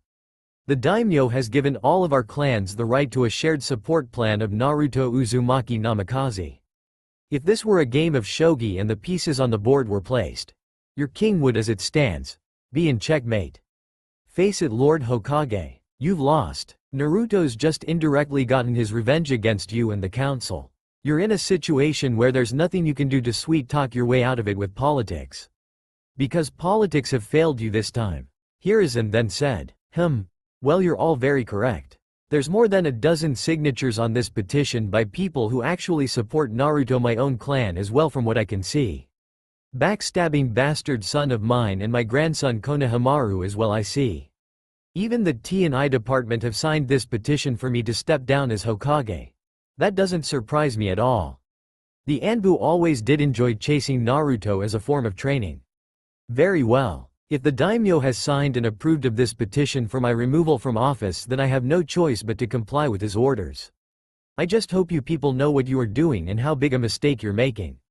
And Inoichi said, the only mistake we made was letting you be re-elected as Hokage. If we'd known this would happen, we would have gone to the daimyo sooner. You're expected to be gone from office when Tsunade and Jiraiya return. After which the daimyo will see which of them is better suited to be the 5th Hokage. The clan heads all filed out of the Hokage's office and went back to their respective families as Hiruzen knew that he only had less than 6 months to tell the village the truth about Naruto's heritage. Watching from the shadows with his void release, Naruto was at home looking through the portal he'd secretly placed there in the Hokage's office on the ceiling placed under a genjutsu, and was pleased with what he was seeing. The 3rd Hokage wasn't going to be in office much longer, and someone more responsible and less lenient would take his place. The question is, who would be the one to take his place? Tsunade? Or Jiraiya? Only time would tell. Time that wasn't on Hiruzen's side. 3 months after the wave mission, Jiraiya and Tsunade had returned to the Hidden Leaf village after being threatened by their sensei Hiruzen Sarutobi to be labeled rogue shinobi and their traveling rights revoked. Needless to say, Tsunade wasn't too happy about that and would rather die of alcohol poisoning instead of going back to Konoha. They both made it to Hiruzen's office, and looking at Jiraiya, Tsunade said, Sarutobi-sensei had better have a very good reason for making his return so unwillingly, otherwise I'm going to kill him if he's not already dying from that pipe he smokes so much. I wonder what this is about anyway. And Jiraiya said, I'm not sure, Tsunade, but I'm getting a very bad feeling something terrible is about to happen. If not, it already has. Whatever it is, it can't be good news at all. I've been hearing rumors about Sarutobi-sensei getting impeached from office in a majority vote by the daimyo and clan leaders. And Tsunade said, what? How is that possible? He's the Hokage. WHO could have that much power and influence to do something like that. And Jiraiya said, the one person we've both neglected for 12 years. The very legacy that Minato and Kushina entrusted us with. Your grandson, and my godson. The 4th Hokage's son, Naruto. Uzumaki. Namikaze. And from what I've heard, he has unlocked his bloodline ability. The void release bloodline. The kid's getting stronger with each day he becomes smarter.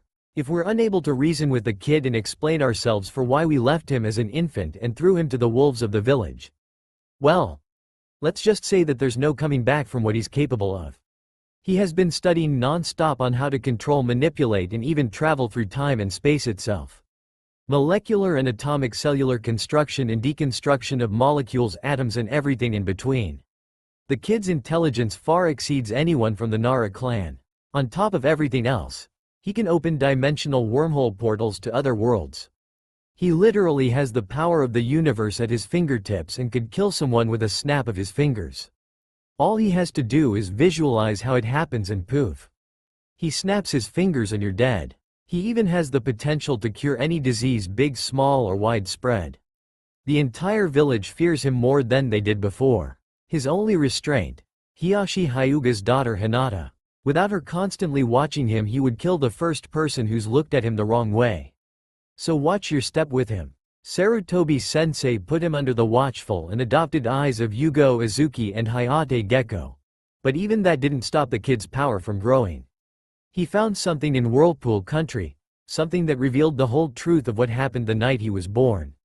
And that's why we're forced to come back. Tsunade and Jiraiya then entered the office and greeted their old sensei, but the pleasantries didn't last long, as the next thing they saw was a dark cloud of smoke and enormous amounts of killing intent rolling off of who's behind it. After the technique vanished, they saw what could only be described as their own worst nightmare. It was Naruto, accompanied by Hinata, surrounded in a dark black and purple cloak of chakra that ultimately put the fear of Kami into them. Naruto then used his void release and, manipulating the gravity around Tsunade and Jiraiya, said, "Sit down, now. We have much to discuss. And even more time to sort things out with each other. The two of you abandoned me. Left me for dead as an infant with a 9-tailed fox sealed inside of me. Did you ever once bother to see for yourself if I was even still alive? Or did you just take the council and Hokage's word for it and believe a fabricated lie to keep you from adopting me? Don't answer that because I already know everything. How you, Jiraiya, were made my sworn godfather, and how you, Tsunade Senju, are my grandmother. I found out that there's more to the story of the night I was born than what's been told to everyone. A lot more. But first, let's address the reason you're brought back to Konoha. First of all, you should know the rumors about the old man Hokage being removed from office are true. Second, the main reason you're both brought back is so the daimyo may interview both of you individually to decide who is better suited for the position of 5th Hokage. But we already know who's going to be chosen, don't we, old man Hokage? And finally, you're both here to explain why you left me in the unsafe hands of a senile old man like him who can't even control his own damn council. You're pathetic. What kind of godfather and grandmother abandoned their own family and godson? If Hinata-chan wasn't here right now, I'd kill you both where you're sitting right now. Hinata gripped Naruto's hand tightly, feeling the same way, but rather than voice her opinion she simply hugged Naruto and told him to relax. To Jiraiya and Tsunade's surprise, she truly did seem like the only one to tame the hatred and anger not influenced by the Nine Tails but rather, Naruto himself. The situation with Naruto was far worse than either of them ever imagined. 12 years they neglected him, and for 12 years that hatred only kept growing and growing before it broke free. But perhaps Hinata was the dim light at the end of that very dark tunnel, and hopefully that light only grew brighter. Naruto's killing intent was still leaking out, but not as heavily as before. While Naruto and Hinata sat there on the couch in the office in silence, Hiruzen decided to speak up and said, "As the two of you neglectful guardians can clearly see, Naruto's power has grown to the point where everyone fears him. Nobody's able to get near him without Hinata around, and not one villager is crazy enough to attack him for what he contains.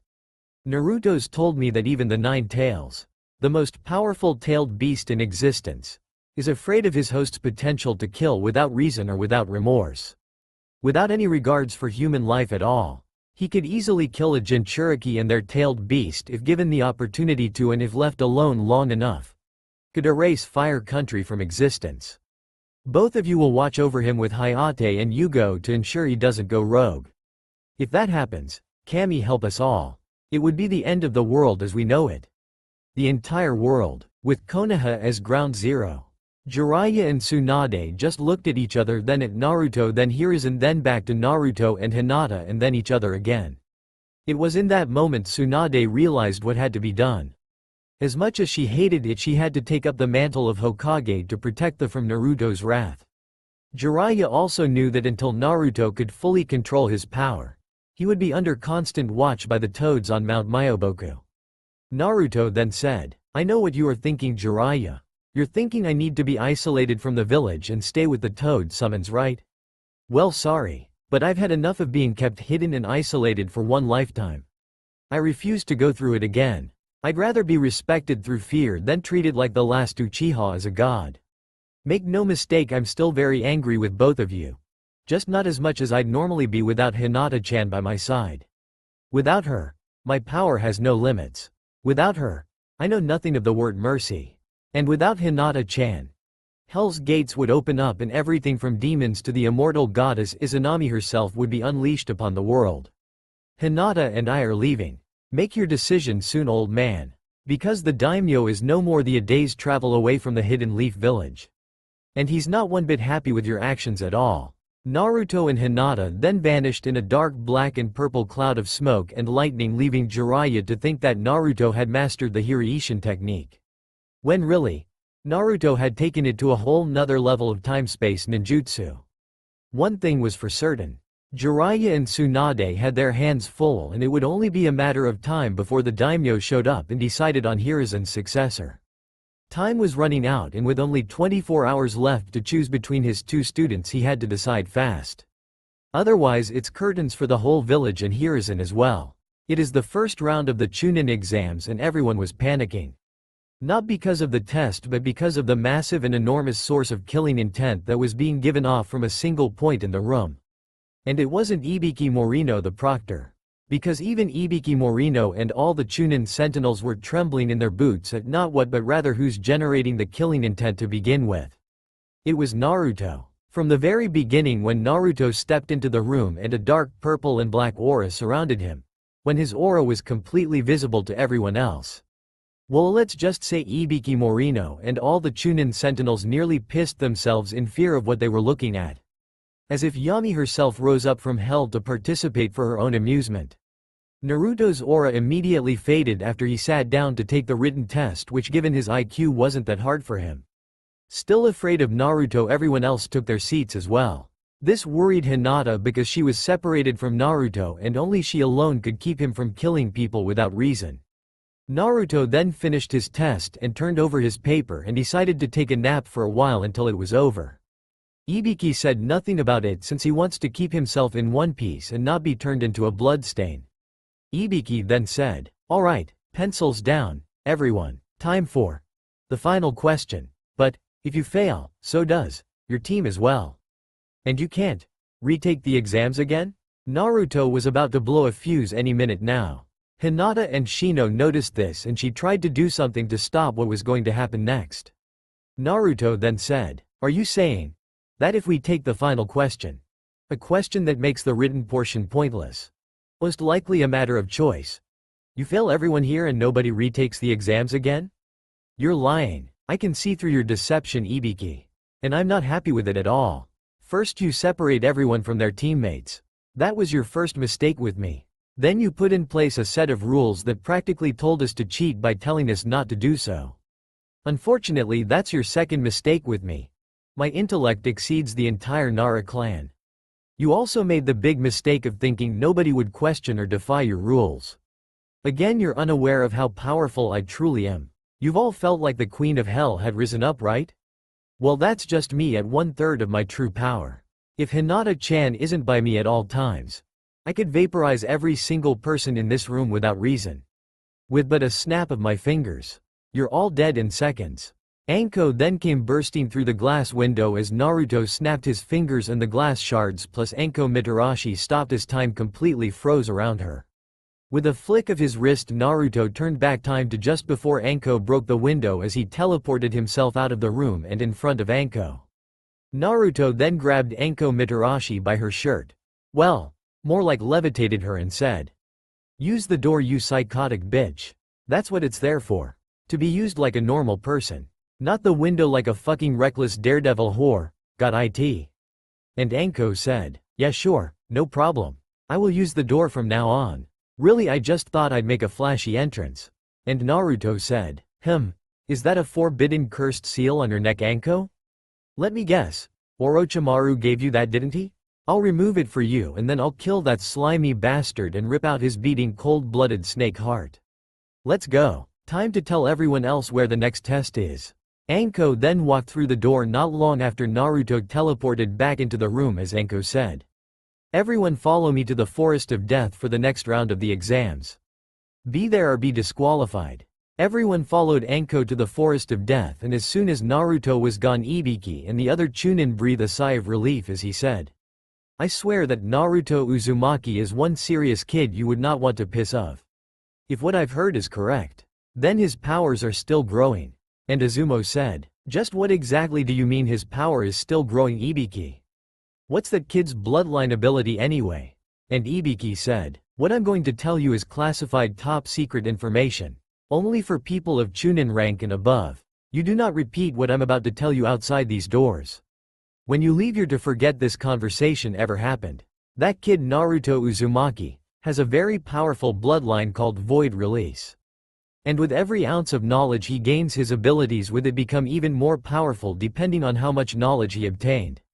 In essence, the smarter he is, the more powerful he becomes. Even the Hokage is afraid of what could happen if he's ever lost control of the Void Release. But the Hokage did say one thing for certain, and that's if he loses control of his bloodline's power. Well, then we could expect Yami, goddess of the underworld, to appear. Essentially, we'd be looking at a literal hell on earth. It would make what the Nine Tails did look like child's play on a cataclysmic scale. Izumo and Kotetsu then gulped in fear of what Ibiki just said as they both fainted and fell on the floor and passed out. One thing was for certain. Orochimaru now craved two powerful bloodlines. The Sharingan Eyes and Naruto's Void Release. Which pretty much scared the Sound Genin and his spy Kabuto Yakushi shitless. Two promising bloodlines and yet so hard for him to choose. So, knowing Orochimaru, he chose both of them to steal for himself. But little did Orochimaru know that taking Naruto wouldn't be that easy. Sasuke Uchiha, however, was going to be too easy to mark. Naruto would lead to Orochimaru's eventual death. But instead of a swift one, he would make it slow and painful. Jiraiya knew that Naruto could cure any disease with his bloodline abilities. But what he's not aware of, is that Naruto can also accelerate and increase the same diseases that he's able to cure. And with his exceptional knowledge of how Tsunade is staying so young, he found a way to rapidly increase or decrease a person's lifespan by however many years he wanted. 50,100, even as many as 150 years he could age a person until they were an infant again or an old man or woman on the brink of death's doorstep. Orochimaru would soon find out the hard way that there's just some powers that should not be taken lightly. And Naruto's Void Release bloodline was one of those powers. Everyone is standing in front of the gates of the Forest of Death. Well, almost everyone. Naruto had replaced himself with a shadow clone while he decided to open up the gates to the underworld and have a meeting with the Queen Izanami herself. As he approached the undead queen's palace, two demon guards stopped him. Naruto was truly amused thinking that two lower-class level demons could stop him from meeting the very person that had blessed him with his powers to begin with. Naruto then said, "I think you should disappear now."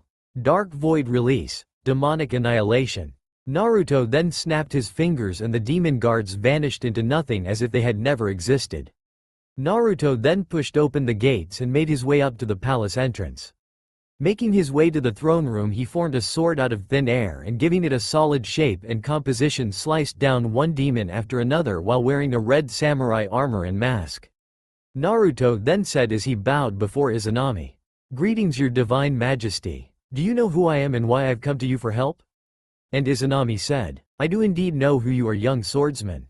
You're Naruto Uzumaki Namikaze, the supposed child of prophecy that my foolish other half Kami and those slimy amphibious summons the toads brag about. What brings you to me, young shinobi? You're very powerful to defeat all of my guards with ease. Whatever you desire, I, unlike Kami, shall grant it to you the same way I granted you the powers of the Void Release. So what does my champion desire?" And Naruto said, "I wish for you to train me in the art of Fuinjutsu and Juinjutsu. I want to know everything you know about the eyes of light and dark. The Yin-Yang Dojutsu." And Izanami said, "Ah yes, the Universal Eye, a very rare and powerful ability that grants the user the ability to use all the many different types of nature release. The strongest being your darkness and void release. But once mastered, you can use the light release and divine creation technique. Essentially, you can use yin-yang release naturally. I've been watching your progress and I must say, I'm impressed you have not drawn the attention of Kami yet. Messing with time and space is a dangerous and potentially destructive force to be playing with." And Naruto said, "Let's just say that's what shadow clones are for. Even if Kami did find out, she's only destroyed a bunch of clones at best. As for Shinigami, I'm going to erase him from existence and become the next god of death. A better, wiser reaper than the current one. Afterwards, I'm going to release my parents from limbo and let their spirits move on back to the world of the living." Izanami just smirked with an evil grin that promised braggers' rights to her counterpart Kami because she got to Naruto first and she didn't. Oh, how too much of an opportunity this was to pass up on. Izanami Yami would stick it to her high and mighty brother Izanagi Kami real good this time. Izanami then said, "Very well, my young champion. Forget the prophecy. Forget about being a shinobi. When your training is complete, you shall be a god. Hageshi. Prepare the training grounds immediately." And Hageshi, the underworld's greatest kenjutsu master of two swords, said, "Greetings, young champion of Mistress Yami. I am Hageshi, and I shall be your swords instructor. The technique I'm going to teach you to use is called Hai-O Kurosu. The flaming roll. It's a sword technique based around multiple jumps, slashes, and a single straightforward thrust into your enemy's chest or head. And Naruto said, "Sounds cool, Hageshi-sensei. When do we start and how long will it take? Because I've got a certain pale-skinned snake named Orochimaru who I'm just itching to turn into a pair of snakeskin leather gloves and headband. I want to take that curse mark of his, which I have on me even if it's the prototype of it, and make it the cursed mark of Izanami. I don't have much time to waste because my shadow clone has just entered the forest of death and was attacked by Orochimaru. Thankfully he fell for it, and my clones can make clones of themselves as well." After the first round of the Chunin exams, Naruto had pulled Anko aside and removed her curse mark for her and placed it into a scroll for future studies. When he gave Izanami Yami the scroll with Orochimaru's curse mark of heaven, she was infuriated with the fact that a mortal had knowledge of how to stay young forever, essentially being immortal. A fake immortal, no less. It was then in that moment she decided that Orochimaru had to die. He had to pay for his false claims of immortality and playing God. One thing Izanami knew for sure. Naruto's training with Hageshi wasn't going to be easy at all. If anything, it would be downright merciless and brutal. But in the end, Naruto would become stronger than any of the other gods. Stronger than even Izanagi, Amaterasu, Tsukuyomi and Susanoo put together. He would become the demon god of the Black Abyss, where nothing and nobody escapes from once inside. During his training in the underworld with Hageshi and Izanami, Naruto realized that as an Uzumaki he was ever more adept at seals and kenjutsu than he thought he was. To his surprise, he realized that he could do more than just create portals and time travel. He could rewrite and warp reality itself. With but a snap of his fingers he could rewrite history, even turn back time as far as before the time of the Uzumaki clan's destruction. Hearing this, Naruto was half tempted to actually try it. But Izanami put a stop to that by saying, "Don't you even dare try to attempt that, Naruto Uzumaki Namikaze. Changing major events like that can have dramatic consequences that even I can't fix. And I'm a goddess. The very first goddess, to be precise. But things like that are beyond even Izanagi's powers. It would take both of us to undo a mistake that drastic. And even then we wouldn't have enough strength to get back. That's it. The time portal in Whirlpool Country could generate enough power to go forward or back in time to any point in shinobi history. With its power source being chakra and seals, we could go back in time naturally and then use the time portal to return. It's brilliant." And Naruto said, "But won't that mean that my mother will never have become the Nine-Tails Jinchuriki, and my parents wouldn't have met, and I would never have been born, so by extent never have become your champion or had the Nine Tails sealed into me either? If we change the past too much to benefit ourselves, we run into the risk of altering this timeline and altering the future of the shinobi world. We never would have met. I would never have been trained by you and Hageshi-sensei, and the wave mission will have never happened. The Akatsuki organization would still exist, and even then you're still running the risk of altering 1,000 years of war and bloodshed between clans and a power struggle over the tailed beasts. On top of that, the Sage of Six Paths could have possibly never been born with his brother Hamura Otsutsuki. And the tailed beasts wouldn't even exist. And neither would the existence of chakra or bloodline abilities through chakra. The 10 tails would never have been created, and Kagaya Otsutsuki would never have eaten the chakra fruit of the god tree to begin with. There's far too many variables and potentially dangerous consequences that could happen if we did what I think you're suggesting. If this was some kind of test for me, then I guess I passed. The only reason I used the time portal in Whirlpool Country was to get the full truth of what all happened the night I was born. I never really intended to change the outcome of that particular event in time. Even though I could have, I chose not to." And Izanami said, "You're even wiser beyond your own age, Naruto Uzumaki Namikaze. Yes, this was your final test. A test to see if you would give in to my temptation of preventing a potential invasion of Konoha. Orochimaru's going to attack the third Hokage Hiruzen Sarutobi using the Edo Tensai Jutsu and Four Corners barrier techniques. You can stop him, or you could delay his plans entirely by using his own curse seal against him. Whatever you choose, just know that saving the Hokage means preventing war between villages. Now hurry. Your teammates are weakening and their chakra is fading fast. One more thing. If you don't want to become Hokage, my offer to make you my king of hell and the demon god of darkness still stands. Give it some thought, handsome Tilda." And Naruto said, "I shall think long and hard about your offer, your divine majesty. Hageshi-sensei, thank you for all of your training. I'll never forget what you have taught me. I'm very grateful. Naruto then opened up a portal to the Forest of Death. Naruto then stepped through the portal and into the area where Hinata and Shino were completely exhausted from their fight with Orochimaru. Naruto then said, "Hinata-chan, Shino, are you guys okay? How badly did he hurt you? Because if he's laid even one hand on your heads, he's already dead." And Hinata said, "Naruto-kun, where have you been? Your aura seems different for some reason. What's happened to you, Naruto-kun?" And Naruto said, "You two may rest easy now. I'll fight him from here on out. Orochimaru of the Sannin, by order of the goddess Izanami. For your crimes of declaring false immortality, your sentence is death. Prepare to die by your own hands." Orochimaru just laughed and said, "Ahahaha. Do you honestly think that you're able to defeat me, Naruto? You're the one I've desired most since learning about your abilities. With them I can become truly immortal." And Naruto said as he flared his aura to its maximum limits. "That's the thing, Orochimaru. You can't kill that which has been blessed by the Yami Queen Izanami herself. I have trained with her, learning everything about your curse mark, its power source, and its origin of how you created it. And through the Queen of Hell's training, I've modified your original design to something far more deadly. Something even you would fear. A seal that with a snap of my fingers could end your life in seconds." Naruto kept walking closer and closer and closer to Orochimaru. All the while Orochimaru was frozen where he stood and knew that he was in over his head at this point.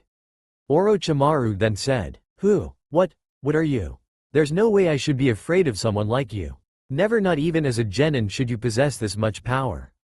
It's impossible." And Naruto said, "You see, Orochimaru, that's where you made your biggest mistake. You thought it was me you've been going after, when this whole time it's been multiple shadow clones. I've outsmarted the smartest Sannin. Huh, funny how that works. You, the third Hokage's prodigy student, outsmarted and outwitted by a Jinchuriki genin. Your skills in deception must be getting rusty, old man. And I use the term old quite heavily." Naruto then created a small hand-sized portal and stuck his entire arm in it. Suddenly Orochimaru felt like someone just shoved their hand through his back and straight to his heart.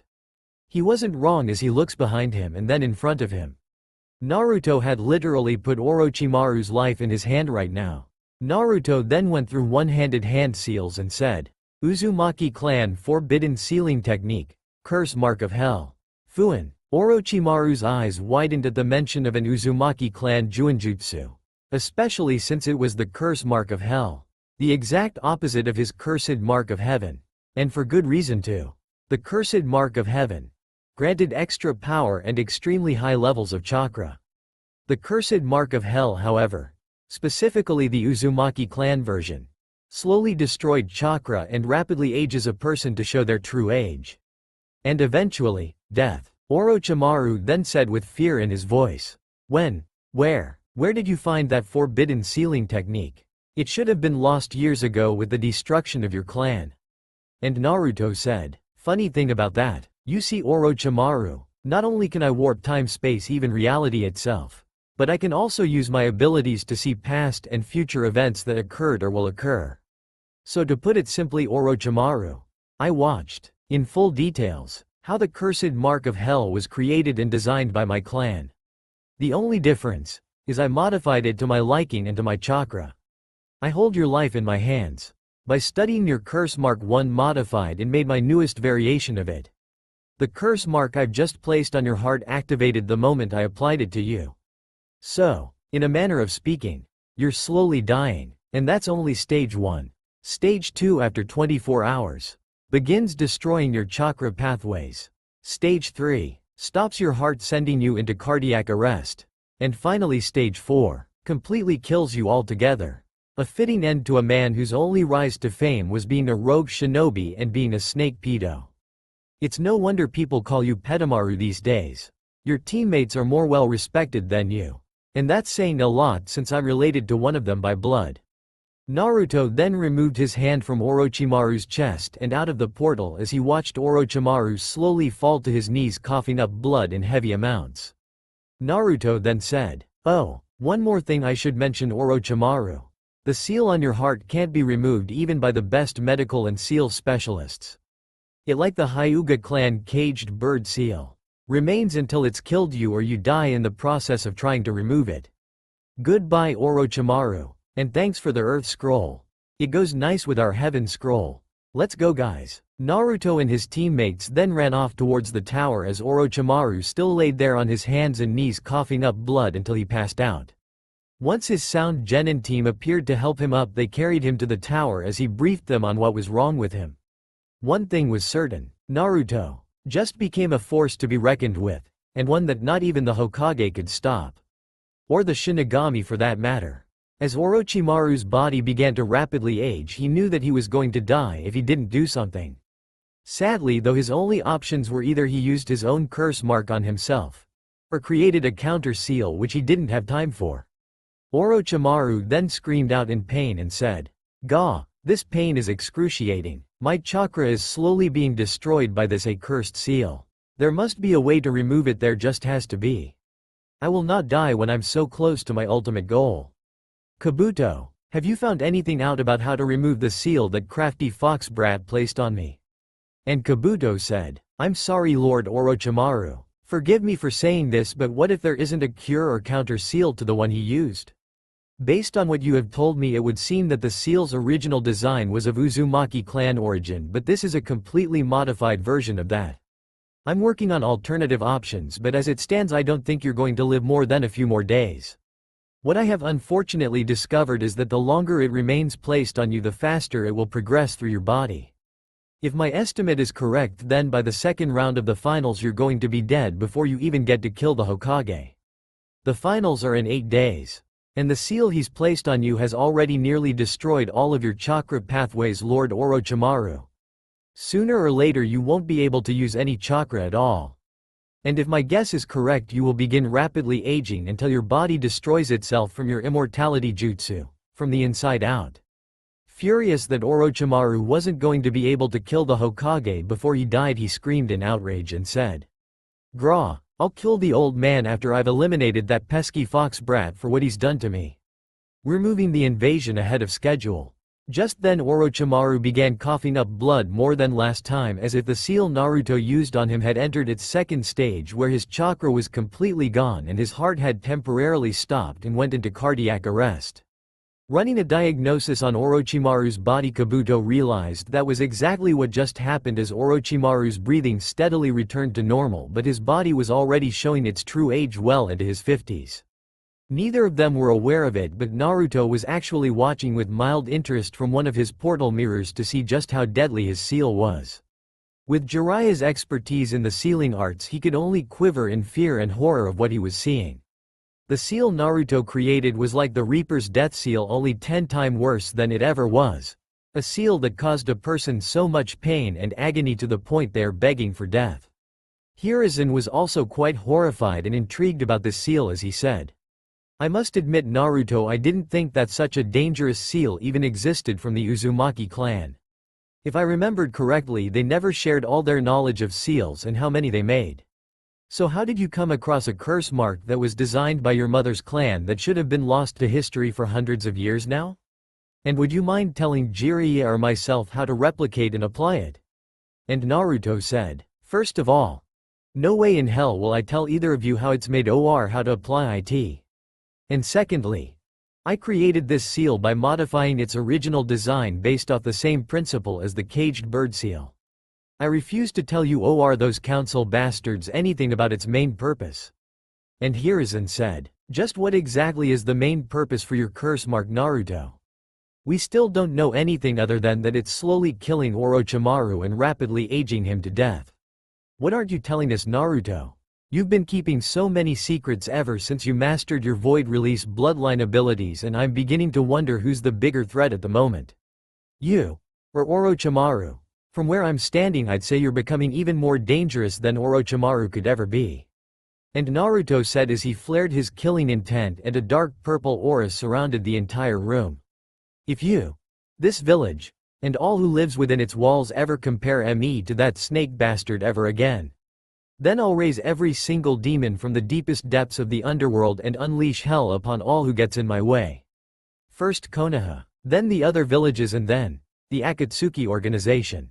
Or did you forget that I could easily erase anything and anyone I choose from existence with a snap of my fingers? Have you ever met the Queen of Hell, old man? Because I have. And she is just waiting for me to open up a dimensional portal to let her armies through. And there are enough demons in the underworld to take out all 5 great nations and their villages overnight. A small piece of advice to both of you. Don't go messing with forces beyond your own comprehension or it's going to get you killed. My power comes from the blessings of Queen Izanami herself. Good day. Naruto then bowed before the Hokage and Jiraiya as he cancelled his killing intent and dark aura surrounding the room. Curiosity getting the better of him, Jiraiya tried to stop Naruto only to have his hand phase right through him as though he was grabbing nothing but air. Naruto then said, I wouldn't bother trying to stop me if I were to pervy sage. My bloodline abilities allow me to change the molecular structure and density of whoever or whatever I choose. In this case I can make myself intangible like Madara Uchiha did the night I was born. But unlike his, which has a time limit of about 5 minutes. My intangible ability has no such restrictions, no limitations, and no weaknesses to expose. Simply put, I can phase through anything and anyone I choose. Even possess them if I wanted to. Be it physically, mentally, spiritually, or emotionally. If you aren't careful, I might just show you what else I've gained from the Queen of the Dead. A power so incredibly dangerous I could use it to kill the entire village in seconds. And Hiruzen said, What is it you want me to do, Naruto? Surely there's a reason for why you are doing all of this. What could you gain from killing Orochimaru and anyone else who might be an obstacle for you? What are you planning on doing to the village of the Hidden Leaf? Your home, your people. And Naruto said, This village was never my home. And they were never my people. My people were destroyed out of fear by other nations. My people we slaughtered like sheep without a shepherd to save them when they need them most. My people were forced into hiding because the Hidden Leaf Village's Hokage was a coward and left his cousin clan allies to die. The Uzumaki clan's remaining members are my people and the Hidden Tide Village is my home. I shall find them and together we shall rebuild our once proud nation of Whirlpool Country. And after we have risen from the ashes of near extinction and the ruins of war, we shall set our sights on getting revenge for our fallen Uzumaki clan members. Starting with the villages who attacked us and then the one that left us for dead. Kiri, Kumo, Iwa, Konoha, in that order. When the finals end, Orochimaru will be dead and you live to see another day. Naruto then vanished into thin air and reappeared outside the Hokage's office within the tower as the preliminary rounds were about to begin and most of the matches would end in either a draw or surrender. Once he made it back to his teammates, Naruto paid attention to find out how the preliminary rounds would work, and to his surprise it was one of his annoying watchdogs, Hayate Gecko. Apparently the Hokage's paranoia of Naruto's true power was already sinking in and it wouldn't be long before the entire council of Konoha got that same bad feeling. The sad thing is, nobody even knew that their biggest threat and greatest enemy was living within their own walls amongst them. And Naruto would continue to keep his godly form secret until the time was right. A form so frightening that even the Ninetales would back away inside his own cage with fear at the sight of it. One thing was for certain. Konoha's greatest enemy was already planning his next move. He just needed to wait until Sand and Sound moved in to attack so that he could cut loose and show his real power gifted to him by the undead Queen Izanami. And what a glorious display of power it would be indeed. The first round of the Chunin exam's preliminary eliminations was about to begin and it was Kiba Inuzuka versus Naruto Uzumaki Namikaze. Sadly, what Kiba wasn't aware of was just exactly how powerful Naruto's grown since the academy, or how smart either. Kiba then said as they entered the arena floor, HMHM, you're my opponent? Well then this will be totally easy. Don't cry when I defeat you and I'm in the finals, okay? Kiba was confused and kinda insulted at the same time as Naruto had completely ignored Kiba while in meditation. Making Kakashi proud, he said, Huh, sorry dog breath, did you say something? I couldn't hear you over the sound of Akamaru whimpering in fear of just how stupid you are to think you could actually defeat me. That and the smell of him pissing on your head as well is quite the revolting one. Do you ever bathe or brush your teeth, dog boy, or does your entire clan prefer sniffing each other's butts and eating kibble all day like good little beasts do? I'm not certain, but I'd like to think you're trying to scare me with the killing intent you're leaking out, right? Sad thing is, you haven't the first clue about how to use killing intent properly. Shall I demonstrate? Everyone burst out laughing at Kiba uncontrollably while Kakashi just got teary eyes and said, I'm glad he's picked up one lesson from me. How not to listen to your annoying opponents and then insult them right back. I couldn't be more happy than I am now. Maida Guy then said, Kakashi, my eternal rival, how dare you let such poor habits of yours rub off on Naruto like that? And Kakashi said, I'm sorry Guy, did you say something? Anyway, it's not like you're one to talk either with your student Rock Lee taking after you in that horrendous green jumpsuit. That overly greased bowl haircut and constantly shouting about the powers of youthfulness. You and I are no different than how our fathers were, and now to pass those habits, be they good or bad, to our students should be a good thing for them. Even if Naruto could just stop Kiba in his tracks and slit his throat like a merciless shinobi, he won't. He likes to play with his opponent before he kills them so they let their guard down. Kiba then felt a stream of dog piss run down the back of his neck and sides of his face. Kiba said, Gah, what the hell Akamaru? What's the matter with you? I thought I'd already had you house trained and you knew better by now not to piss on my head. Kiba then set Akamaru on the ground ready for the fight to begin, but then suddenly something happened that soon made Kiba piss himself as well as shit himself at the same time. Naruto was channeling so much killing intent to the point it was actually visible to everyone. On top of everything else, it wasn't just the amount of killing intent, it's what it turned into that completely frightened him. Out of the shadows stepped a large full-grown version of Akamaru with evil blood-red eyes and fur as black as the shadows themselves. Naruto then said, like my pet wolf Kiba? If you must know, this loyal shadow hound is made from the fear, hatred, envy, greed and killing intent from everyone in this room. Yours, mine, the Hokages, the Anbu Black Ops in the rafters, and even the Suna Jinchuriki with the gourd on his back. All of that was used to summon this one large wolf you see before you. Now imagine an entire village's worth of killing intent, fear, rage, envy, greed, lust, and even worse, hatred. All wrapped up into one shadow creature given solid form. With that much power I could create an entire shadow army if I wanted to. But against you I'll only need one. Kiba was now paralyzed by fear, unable to think, unable to speak, unable to even move his feet. All he could do was tuck his tail between his legs like Akamaru did. Hayate then said, let the first match begin. Naruto and his wolf casually walked towards Kiba as Kiba and Akamaru just kept backing up in fear as Kiba said, no, stop. Stay away from me, I'm warning you. Don't come any closer. Leave me alone please. Please don't kill me, I surrender. I don't want to die. Save me mommy. Please don't let him kill me. Naruto then whispered into Kiba's ear and said, even a cornered animal should know when to back down from a fight, in Inuzuka. And your clan is no exception. You worthless hormonal instinct-driven prepubescent mutts should know who's the master, and who's the servant.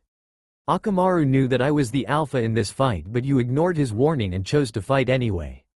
Only to crawl into a corner like a 5-year-old scared of the dark. I didn't even have to waste my chakra on you because you're not worth using it on, Inuzuka. Remember your place in the pack and maybe you might be able to become an alpha of your clan. Until then you're still just a frightened little pup like Akamaru. Hayate then said, Kiba Inuzuka has chosen to forfeit the match, as such the winner is Naruto Uzumaki. Will the next competitors please come to the arena once your name is called? Naruto and Kiba then returned to the stands with Kiba and Akamaru still shivering in fear and holding Akamaru close to him in the fetal position, sucking his thumb. Tamari then thought to herself, what the hell just happened? 1 minute that dog boy was talking tough, then not long after that thing came out of the shadows, he caved like a tortured prisoner. Who or what the hell is that Uzumaki kid? And how does he know Gaara is a Jinchuriki? Oh no, does that mean he's the Okami help us? He's a Jinchuriki of the Kyuubi. This is very bad. I can already sense Gaara's bloodlust from the One Tails. This is very bad indeed. Ino then said, what just happened down there? Naruto didn't even use any chakra at all, what's the big deal with that? And what did he do to Kiba? I haven't seen him like that before. Is it a genjutsu of some kind? Or is Naruto just that powerful after all? And what exactly does he mean by an entire village's worth of hatred could create an army of those wolves? He's not referring to our village, is he? Because that would definitely mean he plans to destroy it. And what's a Jinchuriki? I've never heard of that term being used before. What is it, like some type of status or something? I wonder.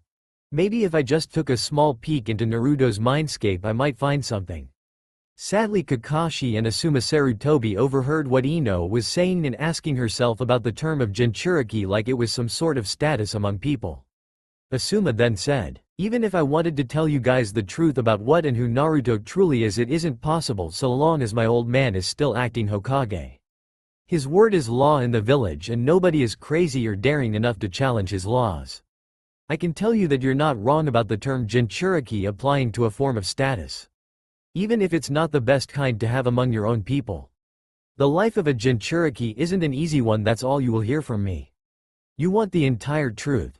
Talk to the Hokage or even your father about it. But they will just tell you the same thing I did." The next match had been decided and Naruto wanted to take Hinata's place right away, as Hayate said. The next match shall be Neji Hyuga vs Hinata Hyuga. Will the two combatants please report to the center arena at once or be disqualified? Neji wasn't aware of it yet, but his family grudges were about to send him into a world of darkness created by Naruto far greater and deeper than even death himself could reach. A world filled with shadow creatures and nightmares of all kinds. If Neji had only realized just how literal his opinions of fate and destiny truly were, then he would be terrified by Naruto in the finals. Hinata and Neji were fighting each other on less than equal levels as Neji continued to beat her down every time she got back up again. Everyone knows about the side branch of the Hyuga clan and how the main branch enslaved them with the caged bird seal to preserve and protect the Byakugan. Naruto was getting more and more furious as each strike Neji took made Naruto feel powerless to do anything.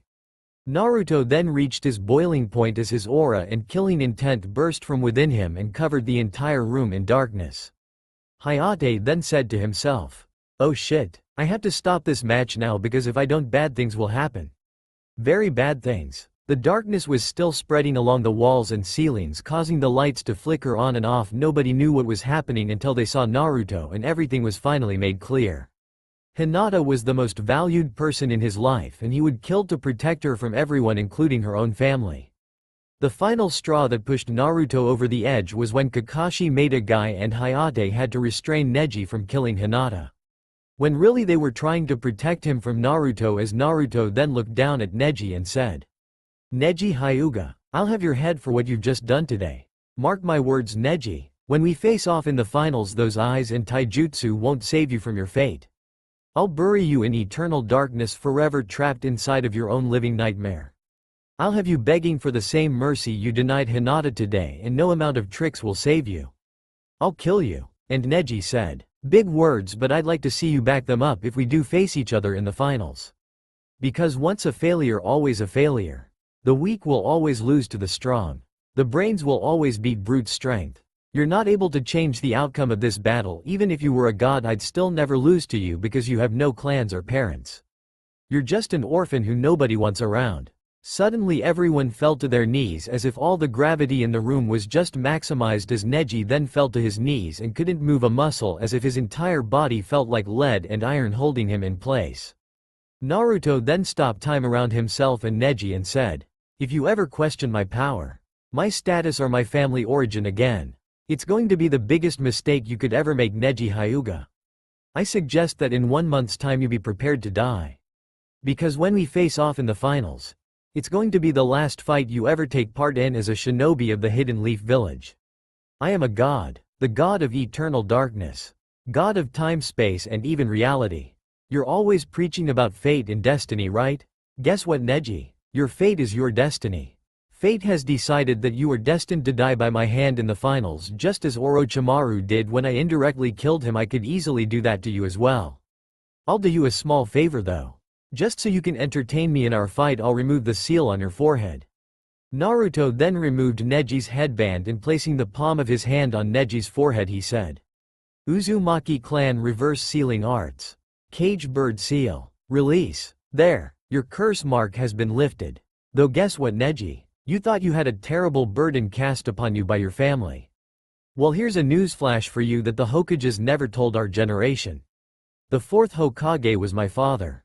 Which if you had any actual brain cells in your head right now you will have already come to the conclusion of what really happened to the Ninetails. I contain the nine-tailed fox. My father was the fourth Hokage. My mother was Kushina Uzumaki, previous host of the Nine Tails. My greatest burden is the most powerful Biju in existence. Not some petty family feud or unfair treatment by your clan. Because like you said, Neji, what good am I if I didn't have a clan, and where did I come from if not from my parents? Train hard, Neji. Train until you break every bone in your body because you're going to need it. Naruto then went back up to the stands as all the darkness faded away and gravity returned to normal as Naruto snapped his fingers and time resumed itself, but not before healing Hinata's chest and carrying her with him to the medical wing of the tower. As all the other matches took place, Naruto hadn't once left Hinata's side for fear that Neji would try and finish what he started. But as it stood, every person in that arena was now afraid of Naruto. Nobody could get near Hinata's bedside to check on her without suffocating from Naruto's killing intent, almost as if the room was cursed by an actual demon. Little did anyone know that's exactly what was happening. Naruto literally had an entire pack of shadow wolves guarding the door, and only he could see them. Anyone else would simply sense an ominous presence and run away from the door immediately.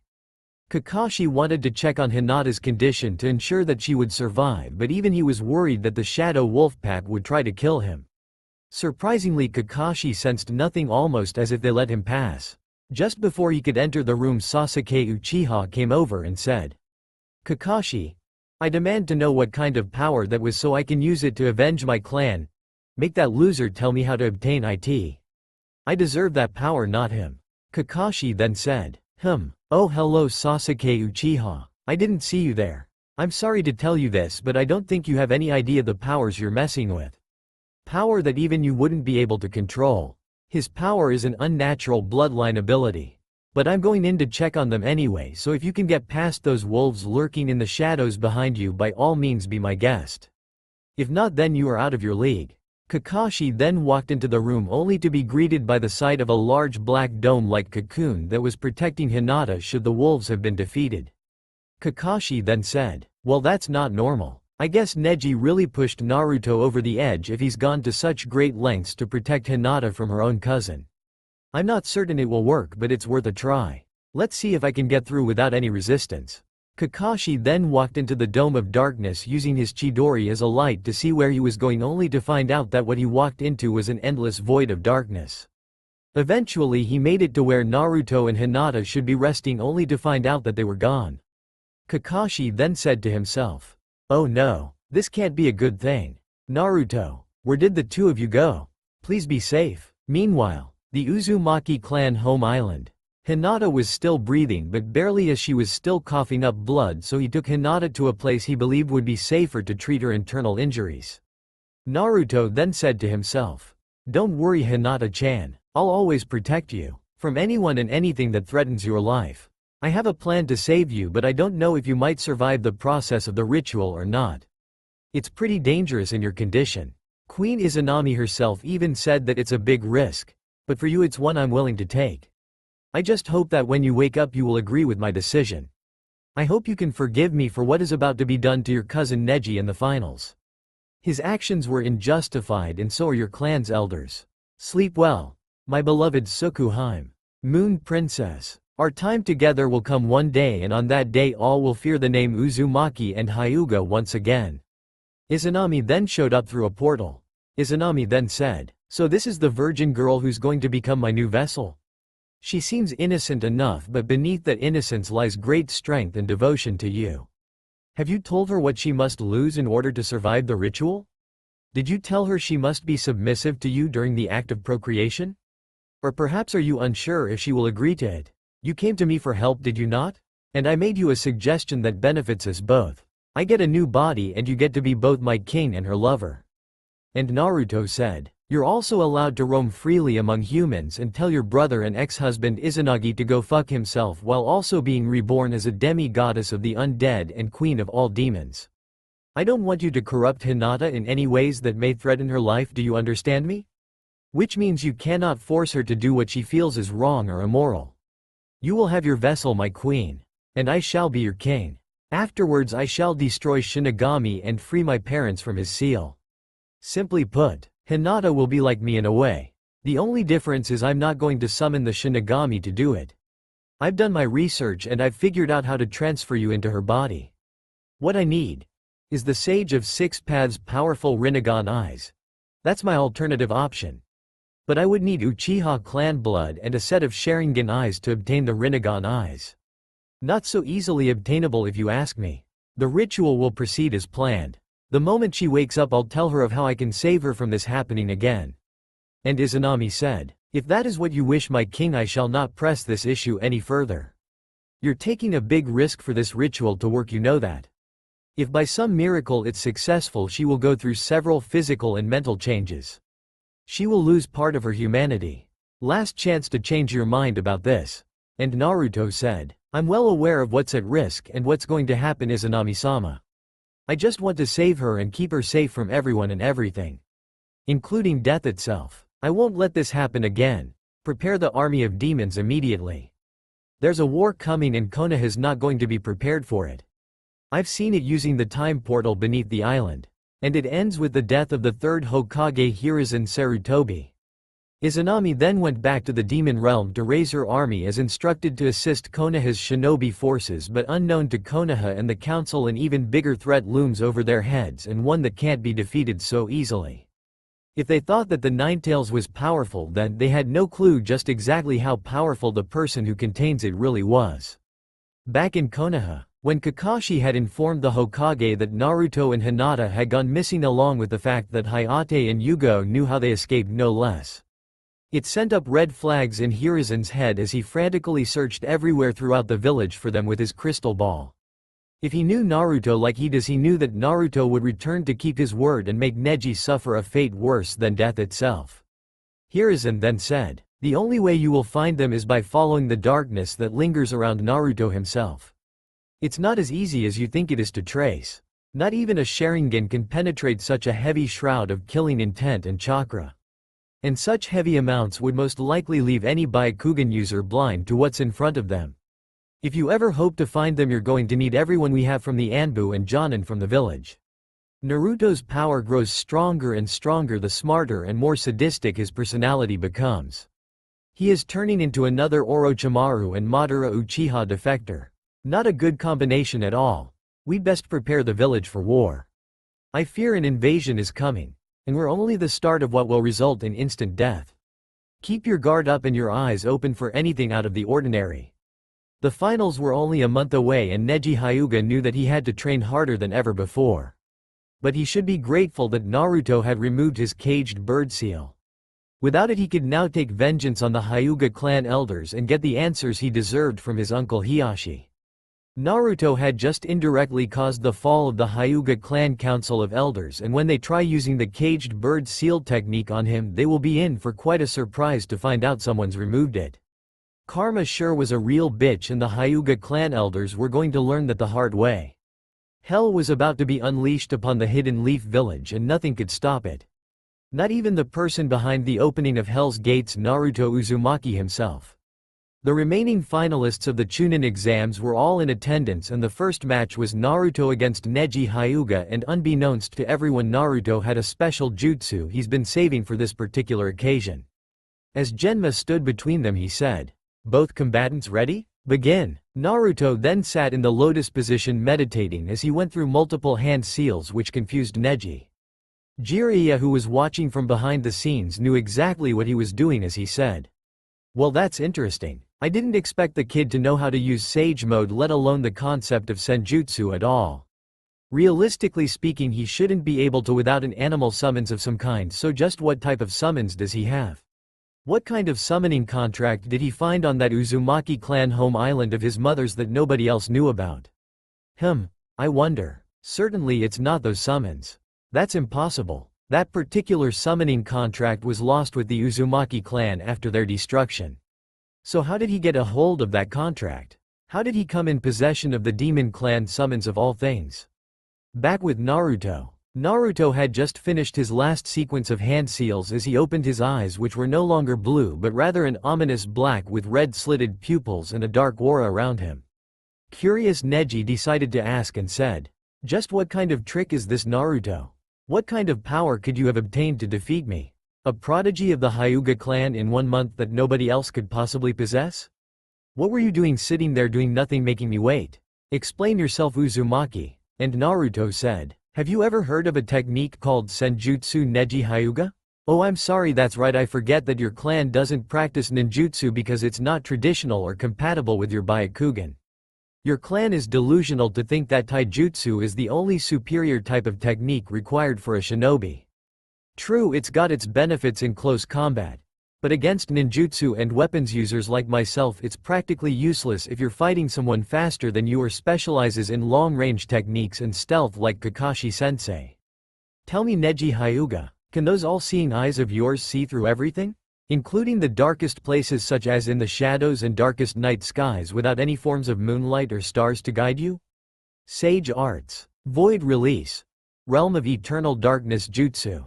The entire stadium went completely dark as all the shadows from every corner of the stadium created a giant dome of darkness around Naruto and Neji, even closing off any forms of sunlight getting through. Neji activated his Byakugan and still couldn't see anything in front of him or anywhere around him either. The next thing he knew, he'd been sucker punched in his stomach, roundhouse kicked in the ribcage, and right hook to the lower jaw. Naruto then said, "Face it, Neji. You're as blind as a bat without even the smallest shred of light to guide your path. You're in my world now, Neji Hyuga. Which means you're at my mercy, and I did promise you a world of nightmares beyond your own comprehension, didn't I? Well, guess what, Neji?" Naruto then got behind Neji and whispered in his ear, "The nightmare has only just begun. By the time this is over, only one of us will be left looking over their shoulder, and it's not going to be me."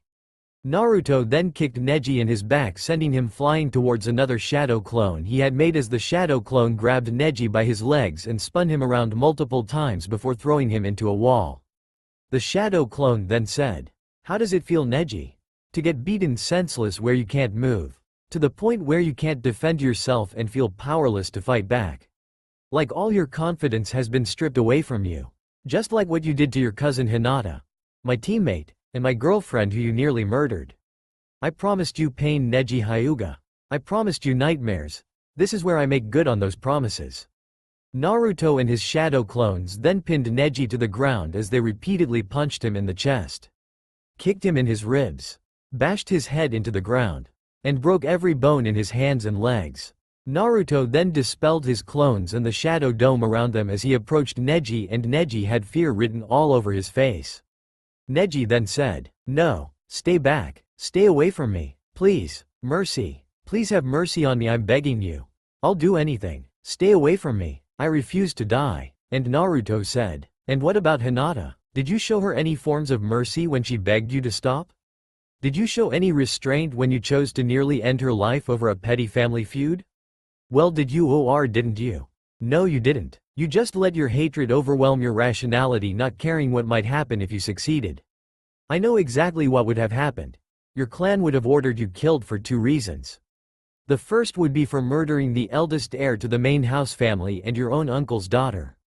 The second would be a trial for your execution for killing a fellow shinobi of the Leaf Village, ordered and requested by the Hyuga clan head himself, with the entire shinobi council as the jury and the Hokage as the judge.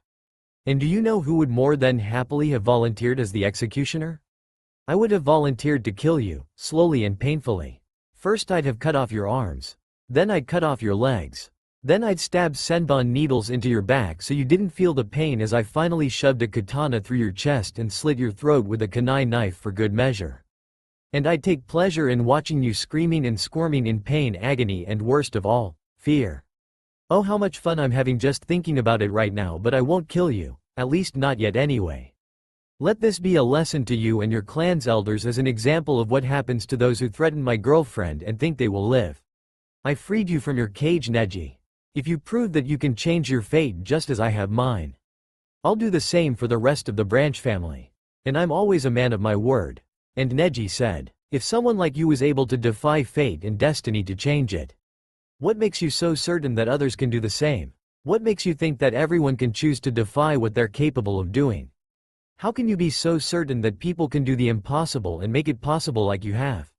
And Naruto said, "Because I failed the graduation exams 3 times and everyone told me that becoming a ninja for me would be impossible with my lack of training. I've been proving people wrong from the very beginning. Time after time I've struggled. And every time I failed, true. But only when you fail at something can you truly succeed at it. Through failure comes success. Through success comes perfection and greater skills learned. Push beyond your own limits and expectations and you can become even stronger than you already are. You lost because you thought yourself perfect. A prodigy isn't someone who's naturally gifted or born with special qualities that makes them superior. It's the hard work and effort that you put into those skills to make them perfect that makes a person a prodigy. Having the skills is only half of being a prodigy neji. The other half is knowing how to use them to their fullest extent and applying them in battle. Your greatest strength became your greatest weakness because you relied too much on your Byakugan for every single battle. You gain a sense of pride knowing you have what others don't. And that is why you lost this fight. Because like everyone else who's doubted me, your pride got in the way and you underestimated my skills. Naruto then walked back to the waiting boxes for the next match to be called, which was Sasuke Uchiha vs Gaara. The sad thing was, Sasuke wasn't anywhere to be found and neither was Kakashi. Most likely he was being trained for his match in a new technique, but Naruto knew one thing for certain. If Sasuke didn't show up for his fight against Gaara, he would be disqualified. And Naruto could have cared less about the last spoiled Uchiha clan member. Naruto was ultimately the strongest he'd ever been and would only get stronger with every battle he fought in. It was making everyone feel uneasy about him. Before exiting the arena, Naruto decided to make an announcement and said, "People of Konoha, you've seen my power. You're now aware of my skills. So ask yourselves this. Who was it that defeated the Nine Tails 12 years ago, and on what night was it that I, Naruto Uzumaki Namikaze, was born? When you look to the 4th Hokage's monument and then you look at me, do you see a resemblance to the Ninetailsor? Do you see a resemblance to your beloved 4th Hokage and his wife? When you have the answer, question not what you were told about me the day after the Kyuubi attacked, but the person Who chose not to tell you whose child I am. Bring into question all that the Hokage has lied to you about and what he has refused to be truthful with your children of me and what I contain. Then once you have seen the resemblance and the error of your mistakes, come find me and be judged for those mistakes you've committed. I am Naruto Uzumaki Namikaze, son of the 4th Hokage Minato Namikaze and Kushina Uzumaki, Jinchuriki of the Kyuubi and last heir to the Uzumaki and Namikaze clan. Godson of Jiraiya and Tsunade of the Sannin and official heir to the land of Whirlpool Country. I shall restore the clan island to its former glory and Konoha shall pay for its cowardice and betrayal. I know it was you, Who told the other villages, Danzo Shimura. And mark my words, I will have my vengeance for the entire Uzumaki clan. My ancestors shall be avenged, believe it. A dark sense of fear and panic, dread and despair had completely washed over everyone in the crowd. To think that they were now going to beg Naruto for his forgiveness and mercy was a blow to their pride, and on top of everything else they were beginning to lose faith in their 3rd Hokage. But nobody was more afraid of Naruto at the moment than the Hokage's advisors and council. Especially if Danzo Shimura was the one who ratted out the location of the Uzumaki clan homeland to the other villages, then there wasn't a single place he could hide from the wrath of Naruto Uzumaki Namikaze. Danzo was already standing on death's doorstep. He just wasn't aware of it himself at the moment. That's all for my now. If you enjoy, then please like, share and do comments.